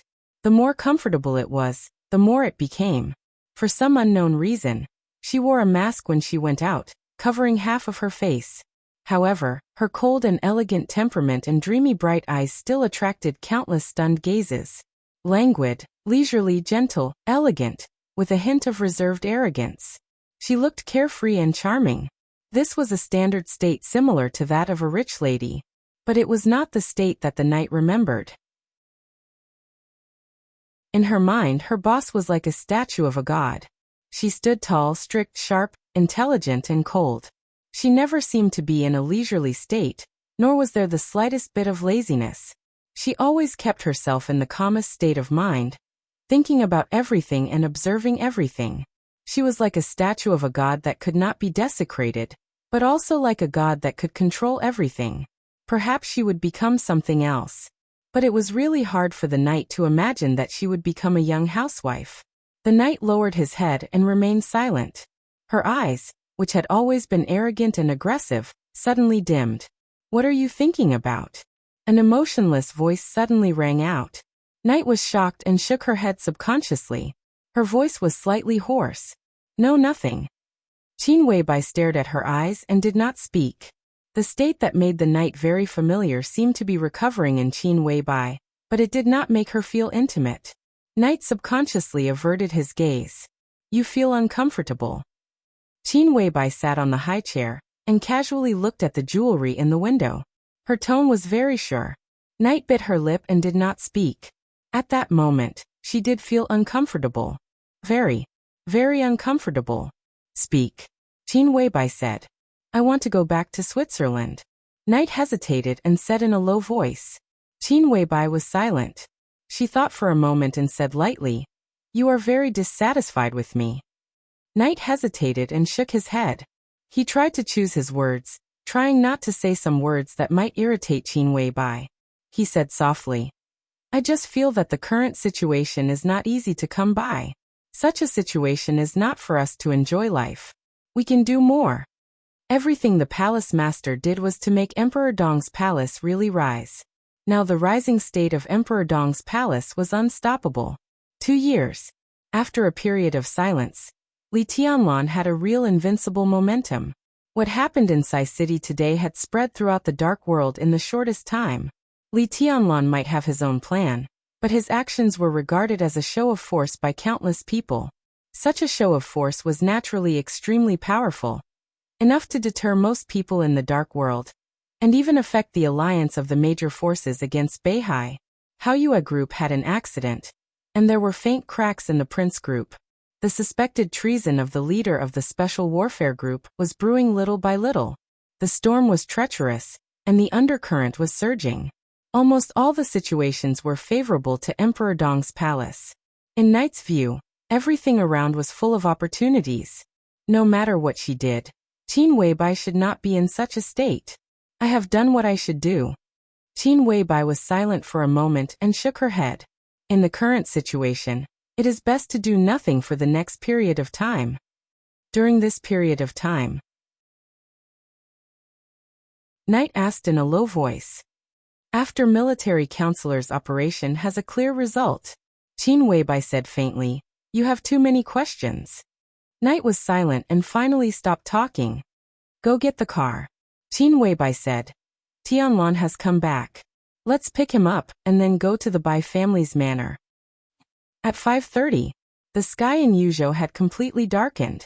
Under the light, the snowflakes in the air became more and more wanton. Dongqing Wudi buttoned up his coat and walked out of the conference room of the Hidden Dragon Sea with a solemn face. Without talking to anyone, he got into his car. One by one, the directors walked out one after another. The cars parked in front of the conference room left one by one. Dongqing Wudi sat in the back row, leaned against the back of the chair, and let out a long breath. "Let's go home. How's it going?" The car started slowly. Bai Qingzhao, the Deputy Secretary General of the Army Headquarters who personally acted as the driver, asked with a smile. "It's hard to say," Dongqing Wudi said slowly, "but your matter should be settled." Bai Qingzhao was stunned. His matter? Now his biggest demand was to remove the word deputy from the title of Deputy Secretary General in tomorrow's general election, become the Secretary General of the Army Headquarters, and then enter the Parliament of Zhongzhou State and become one of its members. This was also a relatively important goal of the giant group, and its importance was even second to Dongqing Wudi's re-election next year. This was also something without much suspense. Next year, Bai Zhanfang would definitely retire. He would step down as the Speaker of Yuzhou. Even if it was out of an exchange of interests, Bai Qingzhao could replace him. He shook his head and said gloomily, "This is not a gain." "Of course it is, and it's a big gain." Dongqing Wudi smiled, looked at the snowflakes outside the window, and recalled the content of the meeting. Too many things had happened today. First, the chairman of Haoyue Group died. This matter attracted everyone's attention at once. Then, before anyone could react, the task force and the General Staff Department submitted reports about the Burning Legion. The most critical witness was killed as soon as he entered the Special Operations Bureau of Yuzhou. The image of the entire Special Warfare Group's treason suddenly became extremely clear. Li Huaqing held a meeting as soon as possible. It was not a plenary meeting of the parliament. It was a meeting of the 9 directors. The 9 directors could be said to be the leaders of the major groups in Zhongzhou State. Obviously, Li Huaqing wanted to control the scope of influence when the situation was unclear. In addition to the 9 directors, Gu Xingyun and Yi Dongsheng, the deputy minister of the army headquarters who first discovered the suspicion of the Special Warfare Group's treason. There was no one else in this meeting. At the beginning of the meeting, Yi Dongsheng had already submitted a report on behalf of the General Staff Department. The conclusion reluctantly given by the task force at the first time was regarded as a formal conclusion. In the conclusion, it was already confirmed that Qi Mulin was seriously suspected of treason. 2 years ago, Li Tianlan destroyed the Qi family was just an overreaction, but it could not be regarded as a crime. On the contrary, his approach saved a lot of losses for Zhongzhou State. Li Tianlan was not guilty. This was the first point that the Southeast Group and the Giant Group wanted to confirm. It seemed unimportant, but in fact, it was very important. Li Tianlan was not guilty, so the 2 years of imprisonment in the desert was Li Tianlan's grievance. Zhongzhou State must compensate him. Li Tianlan leaving the desert could not be regarded as a prison break. At the same time, some people who asked for severe punishment of Li Tianlan had to pay some price, and those who supported Li Tianlan would also get benefits. What Li Tianlan did next was bound to be highly tolerated by Zhongzhou State. Li Tianlan was not guilty, so Qi Mulin was guilty. Qi Mulin was Qi Baitsong's adopted son. If something happened to him, Qi Baitsong's reputation would inevitably be fatally damaged.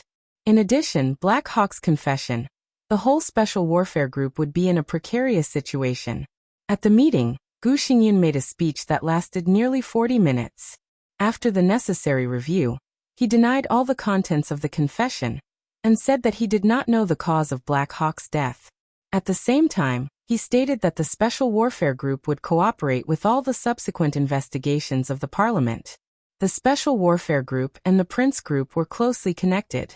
At the same time, they thought that confirming Li Tianlan's innocence should not be too hasty. When the parliament was in a heated debate, the news of Sai City came from the outside world. That incredible sword seemed to completely dispel the spirit of the Special Warfare Group. Gu Xingyun was the first to fall silent.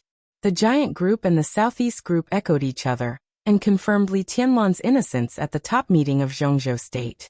Li Huaqing acquiesced in this and emphasized that he would communicate with Li Tianlan and give Emperor Dong's palace adequate compensation appropriately. A task force was also formally set up at the meeting. Dongqing Wudi served as the patriarch, and Yi Dongsheng served as the deputy team leader. They transferred real elites from the General Staff Headquarters, the Ministry of Security, and other departments to investigate the Burning Legion and the Special Warfare Group in detail. A lot of things were determined in the nearly 3-hour meeting. Bai Qingzhao's position was naturally determined. It could be seen as a compromise of the Special Warfare Group, or Gu Xingyun's concession in silence. Even without this, I won't have a big problem next year, Bai Qingzhao said in a dull voice. Normally speaking, it's true, Dongqing Wudi said thoughtfully, but now there are some unexpected situations. Bai Qingzhao said, and his eyes became a little fierce. It's not a bad thing. Dongqing Wudi shook his head. A few days ago, I communicated with Saint and military counselor. They seem to want Qingqian to go further, but they didn't say it clearly. Tonight, Tianlan should talk to me about this. Bai Zhanfang retired. Under normal circumstances, Bai Qingzhao or Bai Qingqian could at most be promoted. Now this opportunity was very likely to let both brother and sister go further. Dongqing Wudi was silent for a while, then said with a smile, "Let's go home first. There will be hot pot in the evening, and the children will all go there." Bai Qingzhao breathed a sigh of relief, and started the car with a smile. At 6 o'clock, the Rolls-Royce with the usual license plate slowly drove into the Bai family's manor. The back of the car had been isolated. Qin Weibai's face was slightly red. She curled her legs in Li Tianlan's arms and moved. She whispered, "Let me go. We're almost there." "Doesn't it hurt anymore?" Li Tianlan chuckled and carelessly played with a pair of translucent and tender jade feet in his palm, as if he was touching the most precious treasure. Qin Weibai rolled her eyes at Li Tianlan.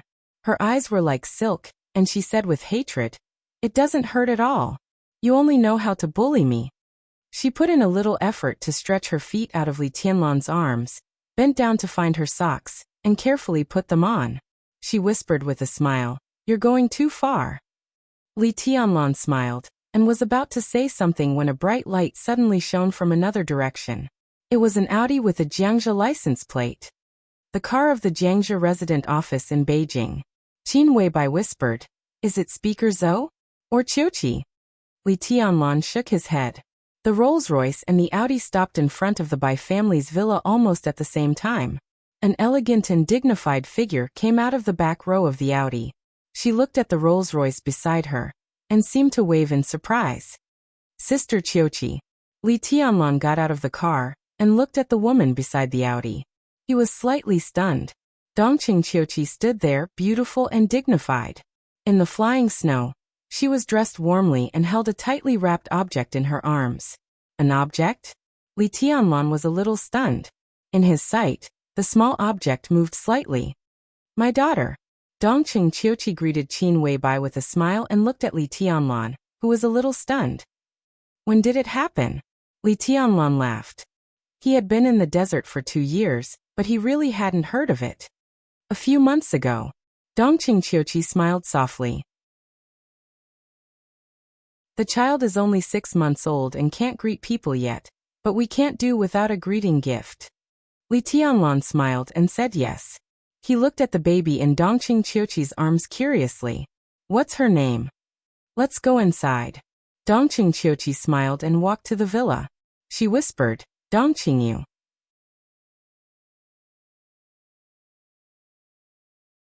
Chapter 898. The villa and the manor of the Bai family ushered in a rare lively atmosphere. In fact, there were not too many people in the so-called lively atmosphere. Dongqing Hongguang specially came from Zhongyuan province. Dongqing Wudi and Bai Qingqian were husband and wife. Bai Zhanfang, Bai Qingzhao, Bai Yuming and their grandchildren. Zhou Yuanshan and Dongqing Qiuqi took their daughter. Then came Li Tianlan and Qin Weibai. This was the family dinner of the Bai family. They were all people Li Tianlan was familiar with. Bai Yuming, Zhou Yuanshan, and Dongqing Qiuqi could be said to be the most important people for him now or in the future.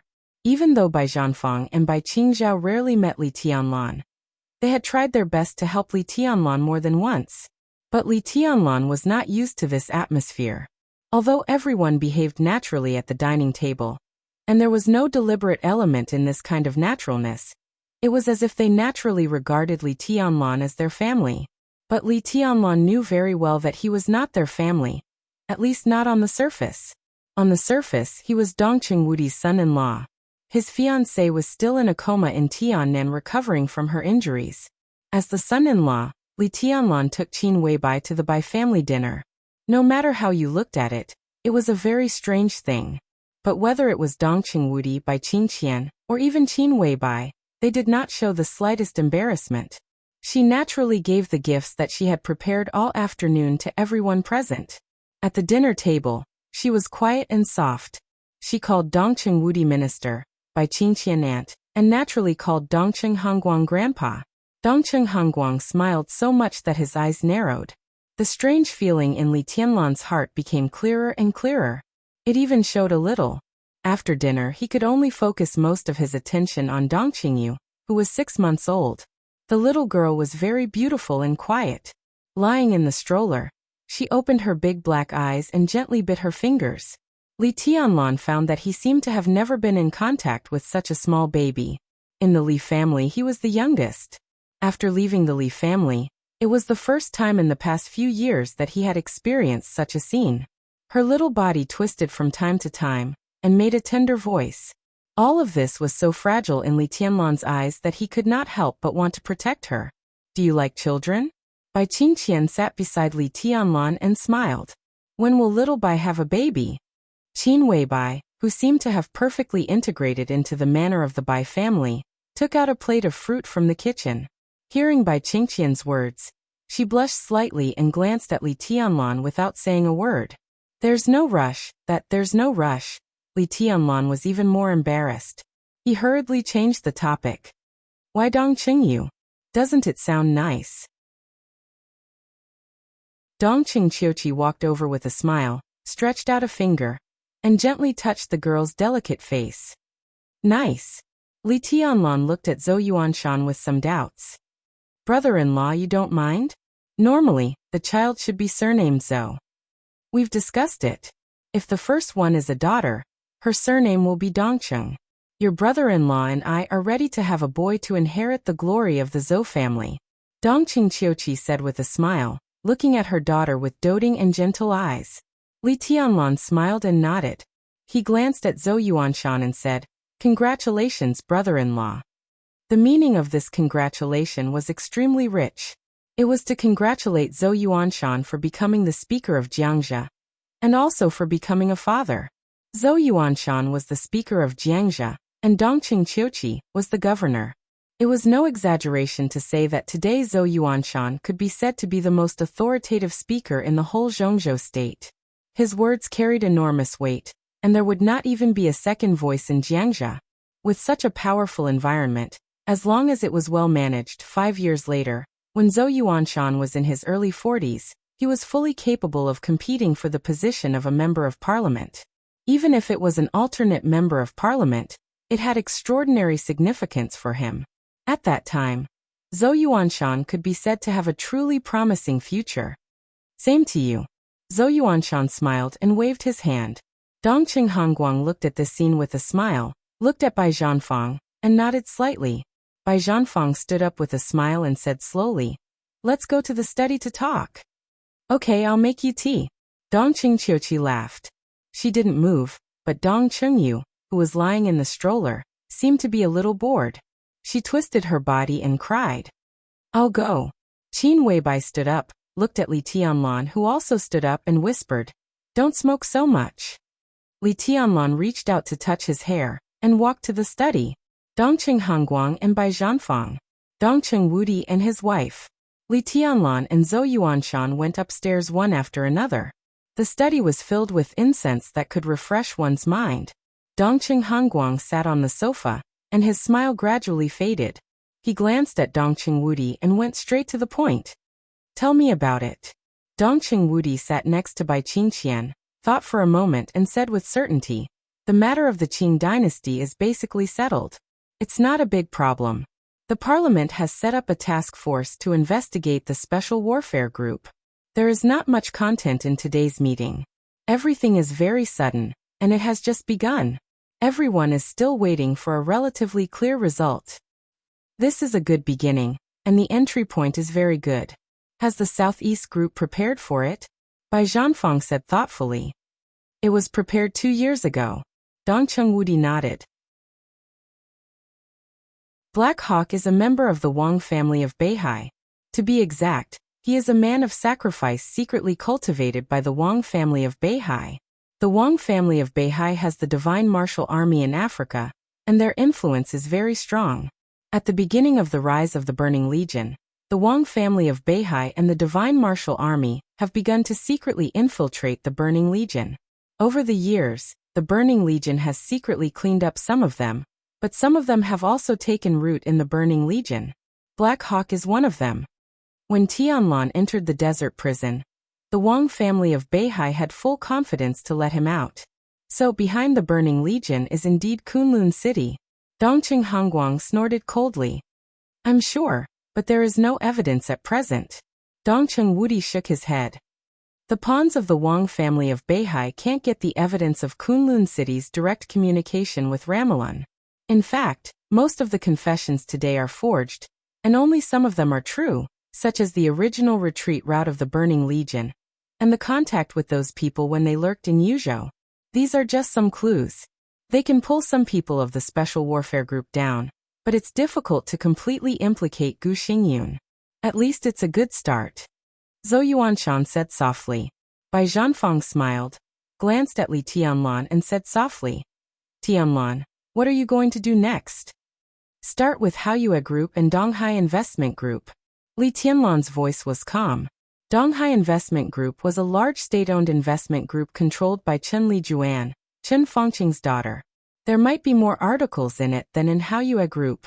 His current goal was to target the Prince Group and Chen Fangqing.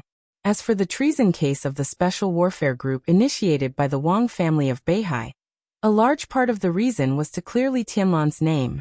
As for whether Wang Shengxiao wanted to get some benefits from the Special Warfare Group, Li Tianlan didn't care. As long as Bai Zhaoqing was promoted with this incident, Li Tianlan would be satisfied. His target would always be Chen Fangqing. Haoyue Group. Bai Qingqian thought for a moment. I worked with them when I was in Qinzhou. They handled many projects very cleanly. It can be seen that their chairman is a very cautious person. It doesn't make sense. Li Tianlan said softly. The Flourishing Age Fund has acquired more than 20% of the shares of Haoyue Group. It is expected that it can acquire 45% of the shares of Haoyue Group within a week, and become the largest shareholder of Haoyue Group. If we are lucky, more than 51% of the shares of Haoyue Group will be acquired by the Flourishing Age Fund. At that time, with absolute control, we can find out the problem internally. Bai Qingqian froze for a moment. Everyone froze for a moment. The Flourishing Age Fund? No one was unfamiliar with the Flourishing Age Fund. It was the world's top financial giant, a financial giant that could directly mobilize trillions of funds. No matter which country it was in, it could be said to be a big shot standing at the top. If it wanted, the Flourishing Age Fund even had the power to influence the development trajectory of Zhongzhou State. Less than a day after the accident of Haoyue Group, the Flourishing Age Fund had completed the initial acquisition and held 20% of the shares of Haoyue Group. In the next week, there was bound to be a bloody storm inside Haoyue Group.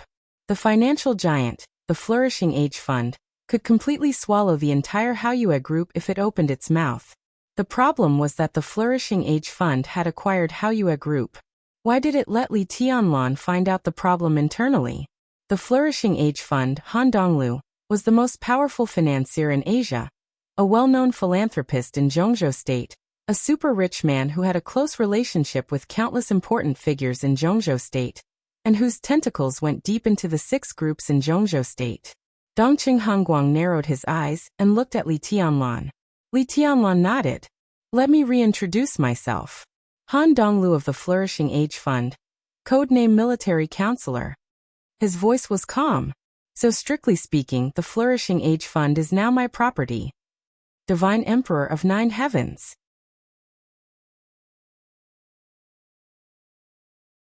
Chapter 899. The study fell into an absolute silence for a moment. Li Tianlan's voice was very soft, but it had an absolutely powerful impact, which almost broke everyone's normal emotions in an instant. The speaker of the province, the director of Zhongzhou State, the member of Zhongzhou State. No matter how knowledgeable they were, it was hard to accept this fact in a short time. The Flourishing Age Fund, Han Donglu. The code name was Military Counselor.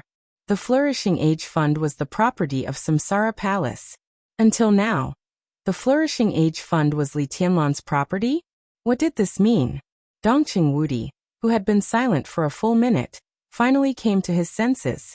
He took a deep breath subconsciously, and didn't know what it meant for a moment. The Flourishing Age Fund. Emperor Dong's Palace. Han Donglu. Li Tianlan. Dongqing Wudi's eyes became a little confused. Bai Zhanfang, Bai Qingqian, Zhou Yuanshan. Everyone was a little confused. The Flourishing Age Fund didn't exist for a long time. About a decade ago, they grew rapidly and expanded at an incredible speed. They could be seen in every huge financial storm in the world. They became the planners from the very beginning. Star State, Europe, East Island, Southeast Asia, snow country. The financial crises were real bloody storms in Wales everywhere. The Flourishing Age Fund seemed to be a profit, and its dangerous operations reaped miraculous returns. To this day, no one knew how crazy the Flourishing Age Fund was making money. Everyone only saw that their strength was becoming stronger and stronger at an unimaginable speed. Now it had become one of the largest hedge funds in the world. Dongcheng Wudi blinked his eyes and tried to digest the explosive news. Li Tianlan had no foreshadowing before, so the news was really unexpected to them, and they were not mentally prepared at all. The Flourishing Age Fund was Li Tianlan's property. First of all, it meant that Li Tianlan and even the entire Emperor Dong's palace would never be short of money in the future. Even if Li Tianlan lost control of the 5 countries in Eastern Europe, the Flourishing Age Fund could easily support the development of the entire Emperor Dong's palace, not to mention the 5 countries in Eastern Europe that were making a lot of money every day. Well, it was easy. Dongcheng Wudi was silent for a while and shook his head. It was really easy. Secondly, Li Tianlan had invisibly become a partner of a large number of international giants. In this way, Emperor Dong's palace would have no lack of investment in the future. Once this news was exposed, Emperor Dong's palace, which had been developing at a crazy speed, would further develop faster. The power of money would radiate throughout Tiannan, and shorten the time for Li Tianlan to unify Tiannan. And then, the close relationship between Han Donglu and the Six would become Li Tianlan's relationship.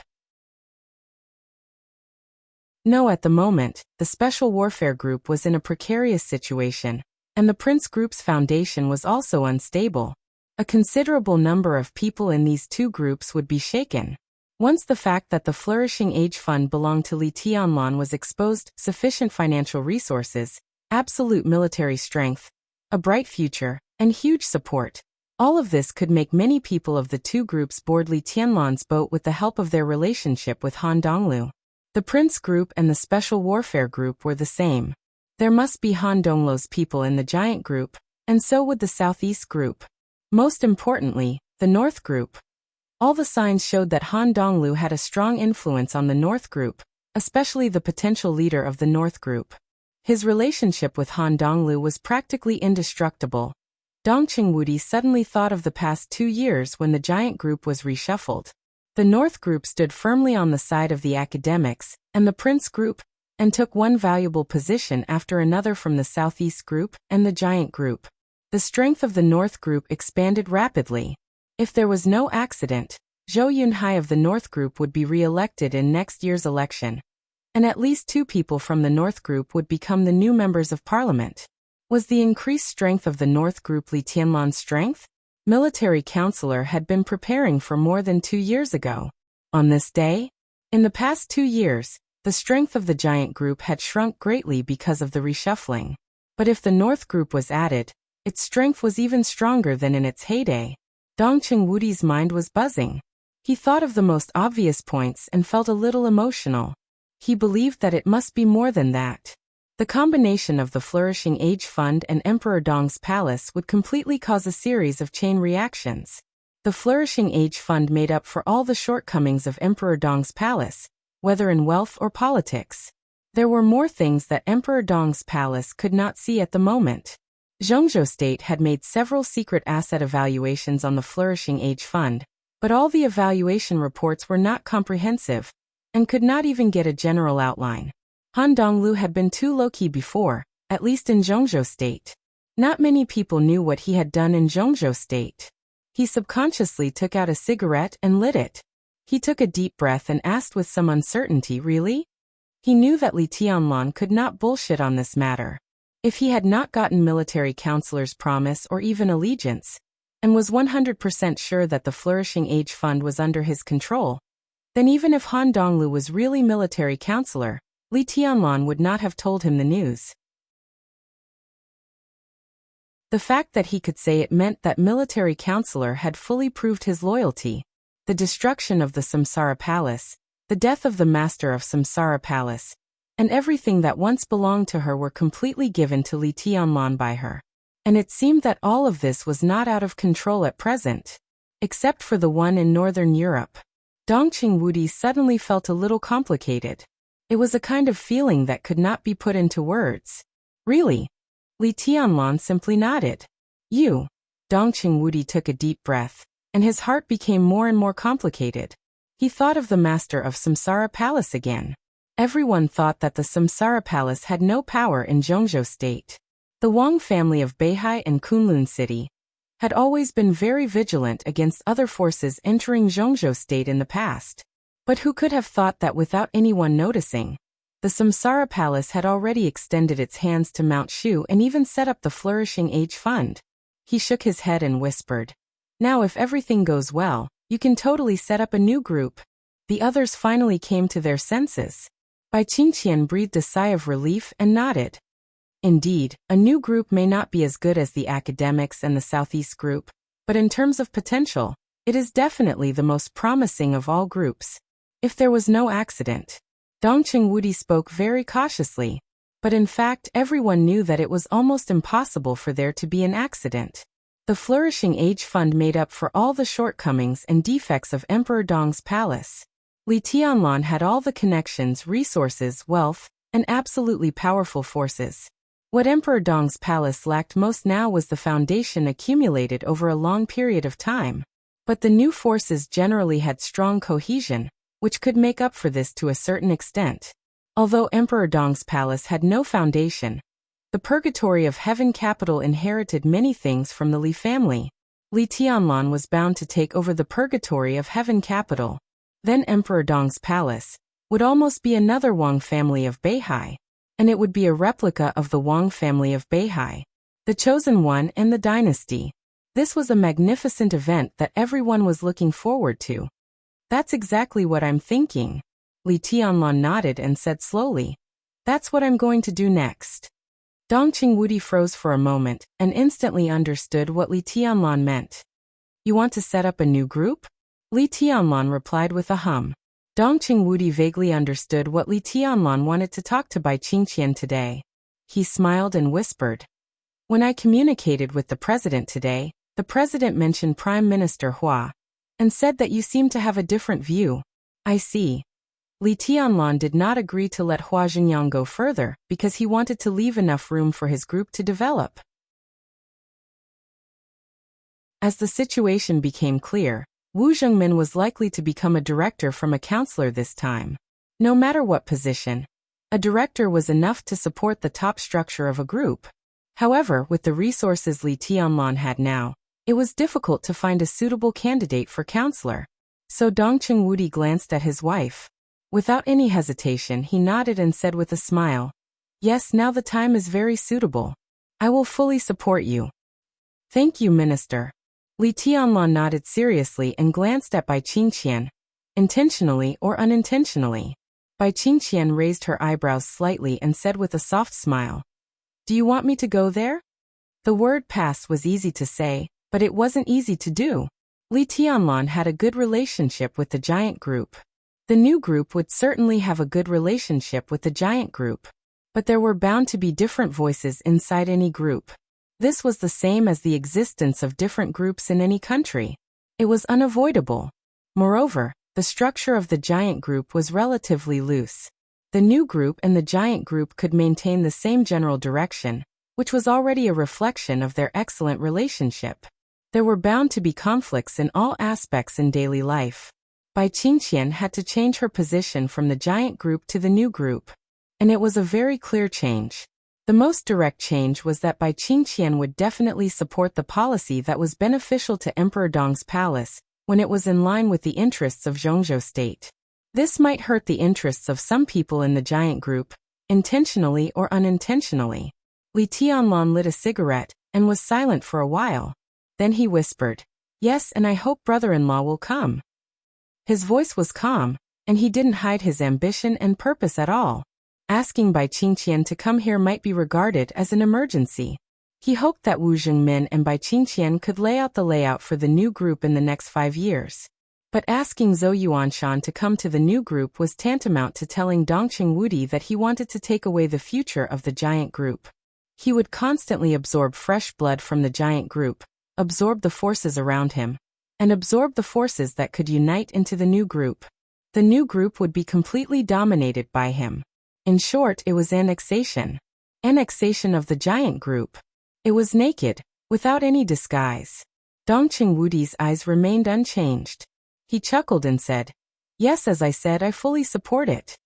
Bai Qingqian also nodded. The reshuffle of the giant group was to get rid of those who didn't recognize Li Tianlan's position. If Li Tianlan could set up a new group and slowly absorb the forces that recognized Li Tianlan, it would be better. After all, no matter how the giant group was reshuffled, its relatively loose structure was difficult to change.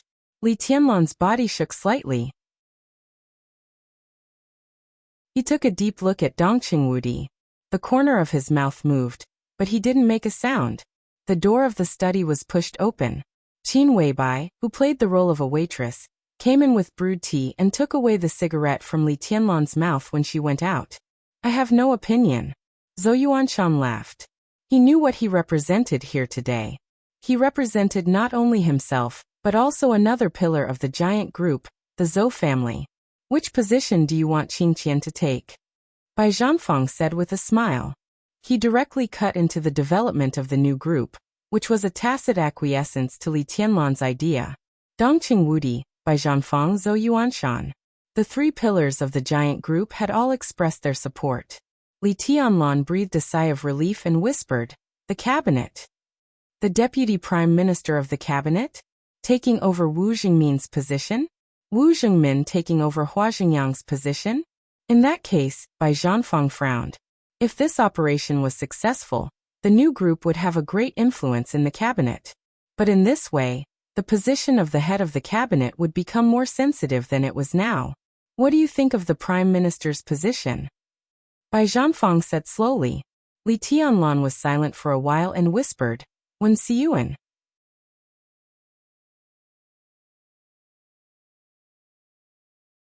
Chapter 900. Wen Siyuan. Chairman of Beihai, Wen Siyuan. More than a year ago, it was almost certain that it would be very difficult for Wen Siyuan to become the new director. But more than a year ago or even earlier, Wen Siyuan was the candidate that the Southeast Group was going to promote as the new prime minister.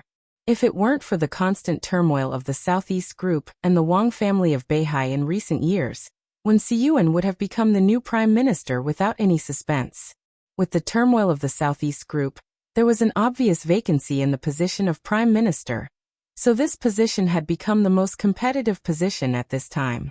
Bai Zhanfang thought about it and glanced at Dongqing Wudi. Dongqing Wudi frowned slightly, deep in thought. Not bad.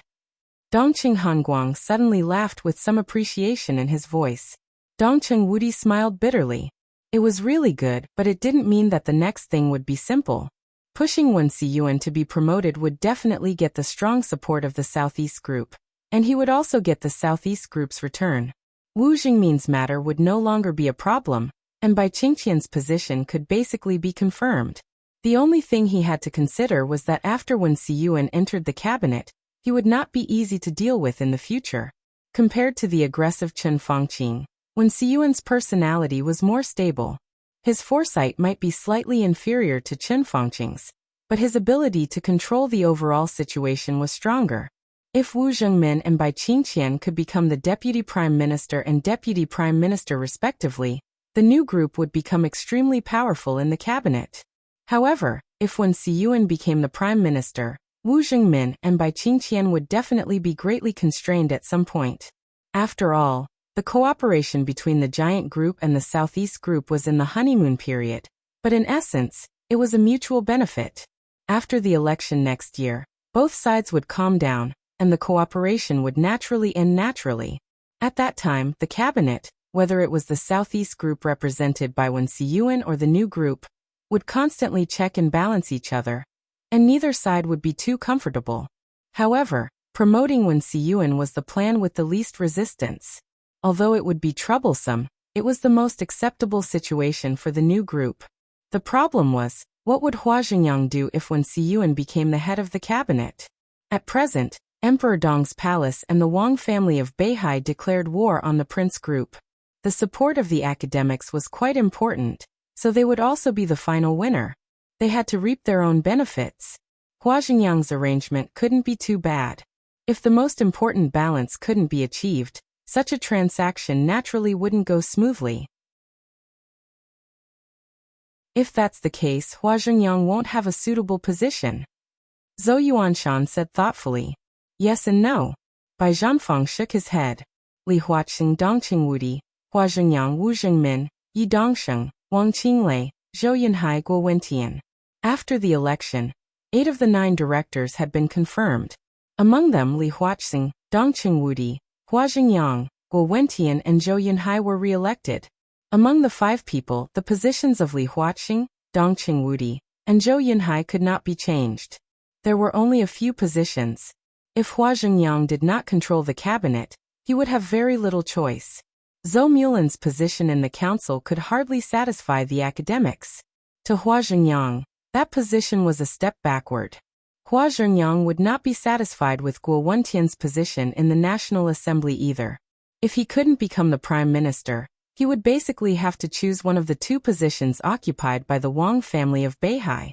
Only in this way, along with some other compensations, would there be a possibility of the Academy accepting it. Department of Supervision, or the Vice President of Human Resources. Those 2 positions were what the Giant Group and the Southeast Group could offer, but didn't want to. No matter which position Hua Zhengyang took, it would not be less helpful to Li Huaqing than if Hua Zhengyang became the prime minister. If he became the vice president, then Li Huaqing and Hua Zhengyang would cooperate and hold the personnel power of Zhongzhou State tightly. This influence would not dissipate easily even after he retired. Go to the Department of Supervision? The Department of Supervision was in charge of the violations of all officials in Zhongzhou State. If Hua Zhengyang took this position, it meant that the Vice President of Human Resources was someone else. It would probably be Wang Qinglei. In this way, the candidate of the Ministry of Personnel would inevitably be Li Huaqing's confidant. In addition, Hua Zhengyang of the Department of Supervision. One was in charge of the appointment of national officials, and the other was in charge of the violations of national officials. It was enough to make people's scalps tingle when they thought about it. Should I make an appointment with the people of the Southeast Group and have a talk? Dongqing Wudi leaned on the sofa and whispered to himself. I'll go to the Wang family of Beihai after a while. Li Tianlan lowered his head and said lightly, I'll talk to Wang Xingxiao. Dongqing Wudi nodded. I'll find a chance to communicate with the president. He took a deep breath and shook his head slightly. Next year's election was almost the most complicated in recent decades. The rise of the new group would impact the pattern of the entire Zhongzhou state. How to form a situation acceptable to all parties was a test of everyone's wisdom.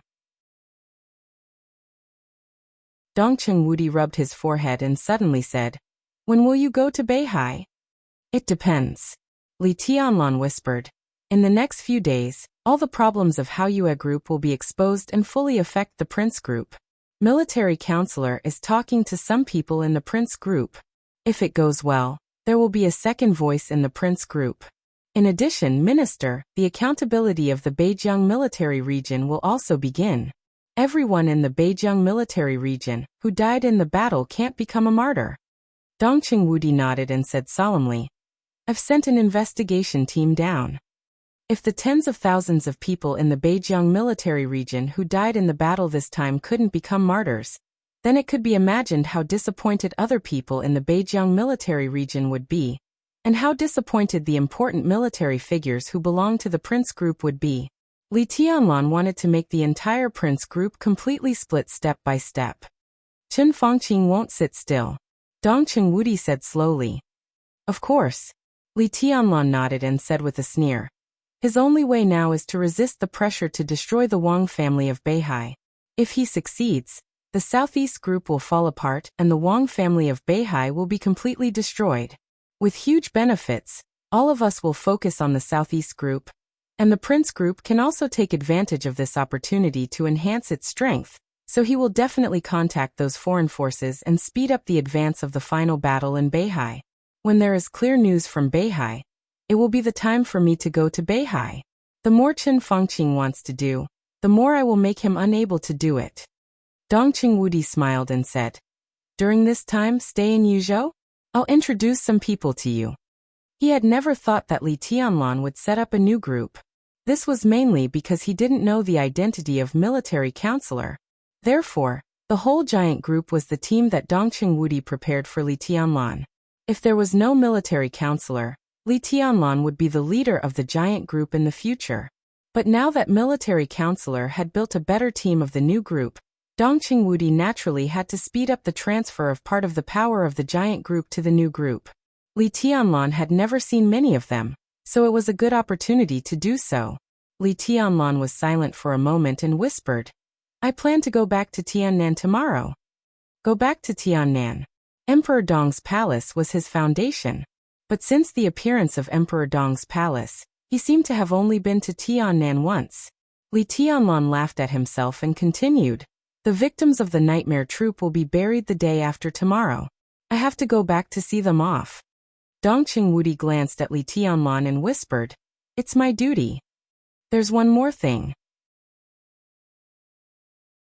Li Tianlan lowered his eyes slightly and whispered, "Military counselor is already looking for her. Minister, if possible, help me find Yuetong's whereabouts." Looking for Wang Yuetong. Zhou Yuanshan narrowed his eyes and looked at Li Tianlan seriously. Dongqing Wudi nodded and said, "Okay." Li Tianlan suddenly laughed. His laughter was very low and had a very strange tone to it. He looked up at Dongqing Wudi's eyes and said seriously, "Minister, am I going too far?" Dongqing Wudi's body stiffened for a moment. "Why?" Li Tianlan chuckled and said, "Aren't you going to say something?" Dongqing Wudi moved the corner of his mouth and subconsciously glanced at Bai Qingqian beside him. Bai Qingqian clenched her hands, and her face was a little pale. "Tianlan, weak." Bai Qingqian tried to speak. Li Tianlan suddenly interrupted her and said with a smile, "No hurry, let's talk about it next time." He didn't wait for Bai Qingqian to say anything and turned his eyes to Zhou Yuanshan. "Brother-in-law, I want to talk to you alone." Zhou Yuanshan was stunned and nodded. "Okay. Let's go out first." Dongqing Wudi forced a smile, stood up and walked out of the study. His pace was a little hurried. Everyone left the study in turn. Only Zhou Yuanshan sat where he was. Bai Qingqian walked at the end. When she passed by Li Tianlan, she wanted to say something but stopped on second thought.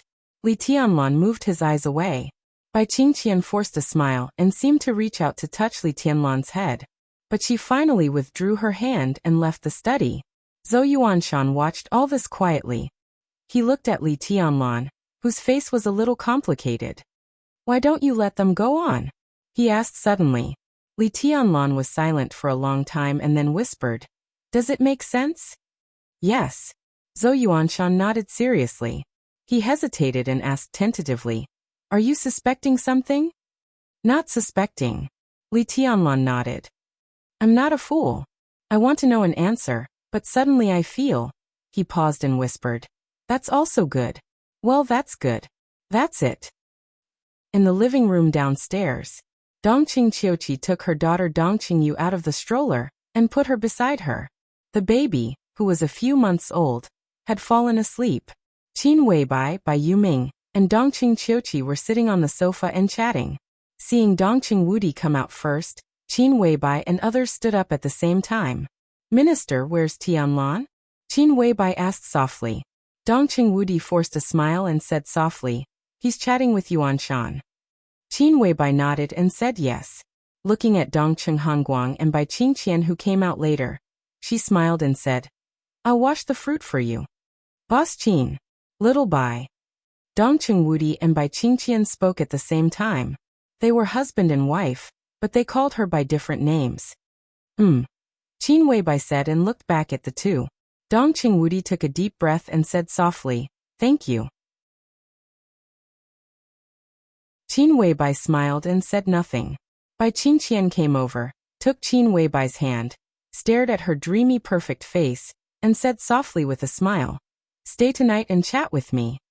Qin Weibai hesitated. She wanted to say that it depended on Li Tianlan, but when the words came to her mouth, she nodded and said, "Okay." Dongqing Wudi looked away and said softly, "From now on, you and Tianlan will stay in Tiannan and take care of him. We are all at ease with you by his side." He paused, as if he didn't know if it was appropriate for him to say this, but he shook his head and continued with a smile, Of course, if he bullies you and feels wronged, you can tell your aunt at any time. You can also tell me, and we can help you teach. No, we can talk to him. Qin Weibai took a deep look at Dongqing Wudi. A slight smile bloomed from the corner of her mouth. She held Bai Qingqian's hand, nodded to Dongqing Wudi, and said with a smile, "Thank you, Dad." Dongqing Wudi's body suddenly stiffened. Bai Qingqian's body trembled and subconsciously held Qin Weibai's hand. She lowered her head, and her eyes turned red for a moment.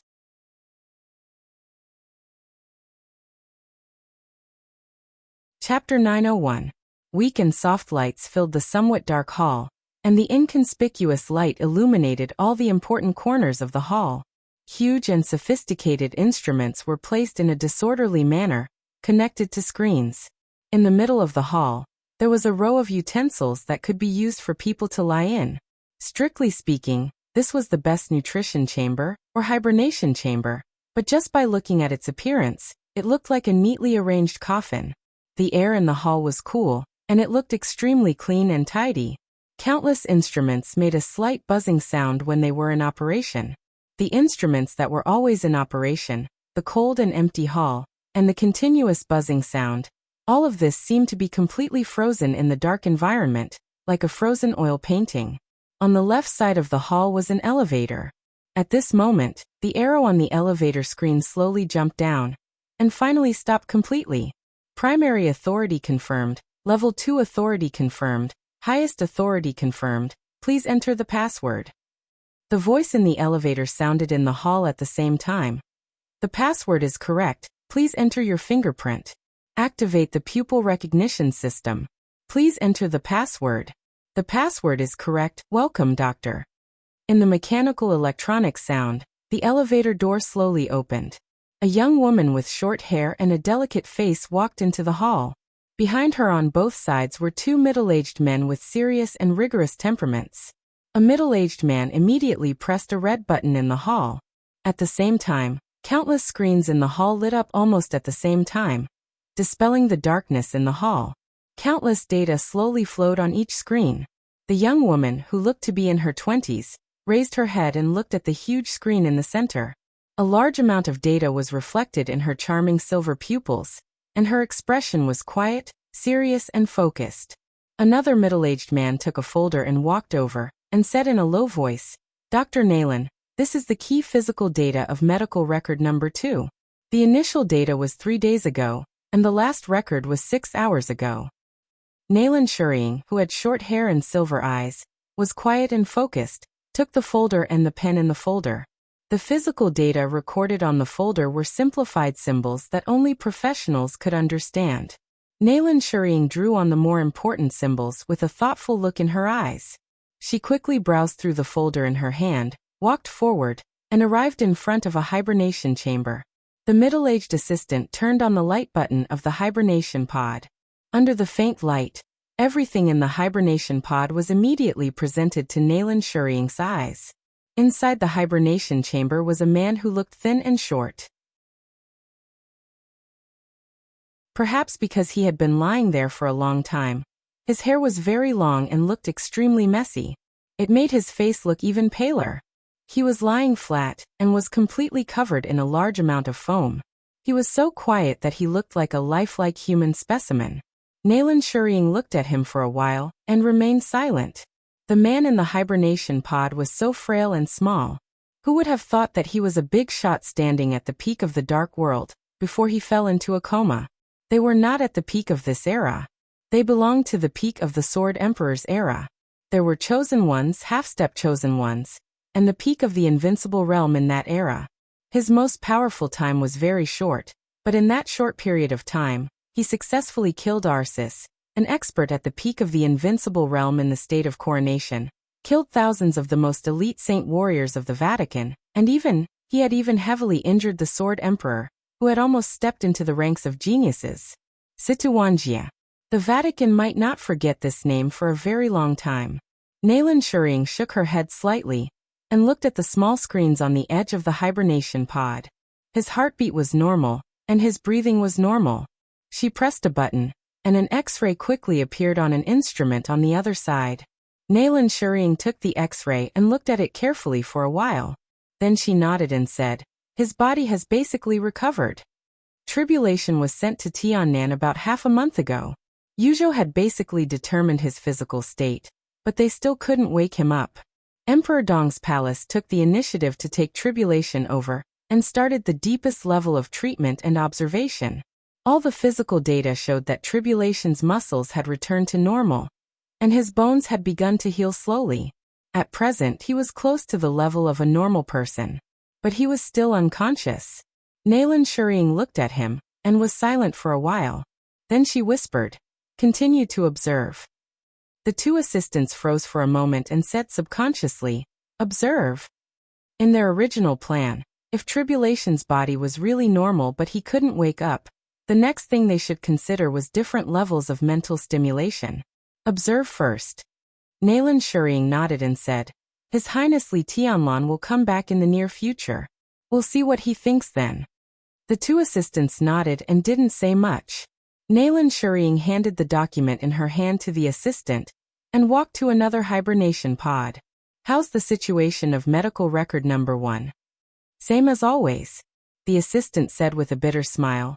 "Her body is still slowly recovering, but in a short time, there is no hope of recovering to the level of a normal person. We often monitor her brain waves, and the data is even lower than that of medical record number 1. Her body is quite seriously damaged, and it can be said that she is infinitely close to death." Nalan Shuring's footsteps paused. "No." She shook her head and whispered, "You haven't seen a person who is really infinitely close to death." He came to the hibernation pod in the middle and turned on the light source. In the hibernation pod, Dongqing Rushi, who was covered with foam, closed her eyes and didn't move. Nalan Shuring watched all this quietly. Her heart was heavy, and her body was a little cold. Dongqing Rushi had been in a coma for 2 years. Her body was indeed getting better, but there was still a long time before she really recovered and woke up. A very, very long time. It was so long that Nalan Shuring couldn't even see hope. 2 years ago, Li Tianlan almost overturned the entire Beihai province. One of the most important contents of his deal with the Wang family of Beihai was to ask the Wang family of Beihai to completely cure Dongqing Rushi. So Nalan Shuring was sent to Tiannan by summer solstice with the most advanced equipment and a top medical team. But today, she was completely sure that the progress they had made could not satisfy Li Tianlan, who was about to return to Tiannan. The situation in Beihai had been extremely tense. Nalan Shuring was not sure whether Dongqing Rushi's condition would make the situation facing Beihai worse. She stared blankly at Dongqing Rushi, who was motionless in the hibernation pod, and was silent for a long time. "Observe closely." After a long time, she took a deep breath and said in a low voice, "I stay in the lab most of the time. If anything happens, tell me immediately." "Understood." The two assistants spoke at the same time. Nalan Shuring nodded, walked aside, and turned on a computer that was connected to all the equipment.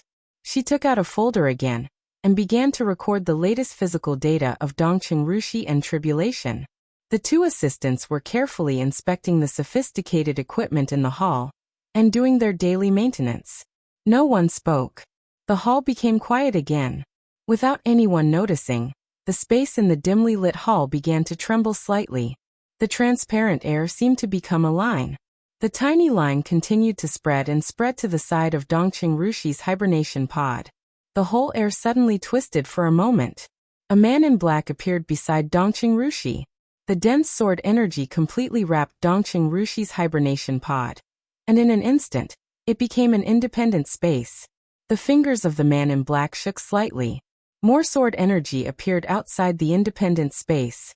The sword energy shook the air and quickly turned into another hibernation pod, made of pure sword energy. Nalan Shuring unconsciously raised her head and glanced in the direction of Dongqing Rushi. The hibernation pod was still there, and the light was still on. She sighed softly, lowered her head, and continued to copy the data.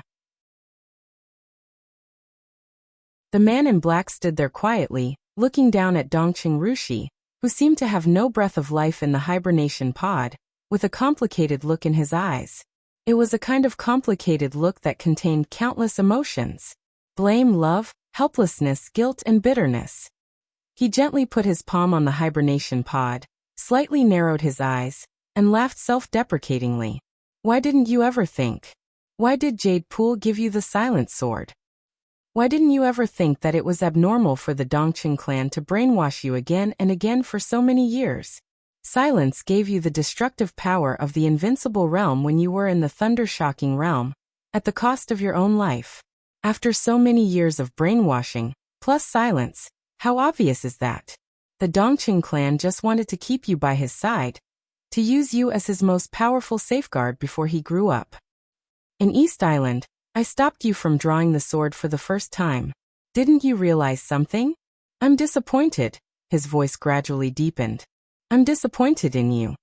Dongqing Rushi, who was in the hibernation pod, didn't move.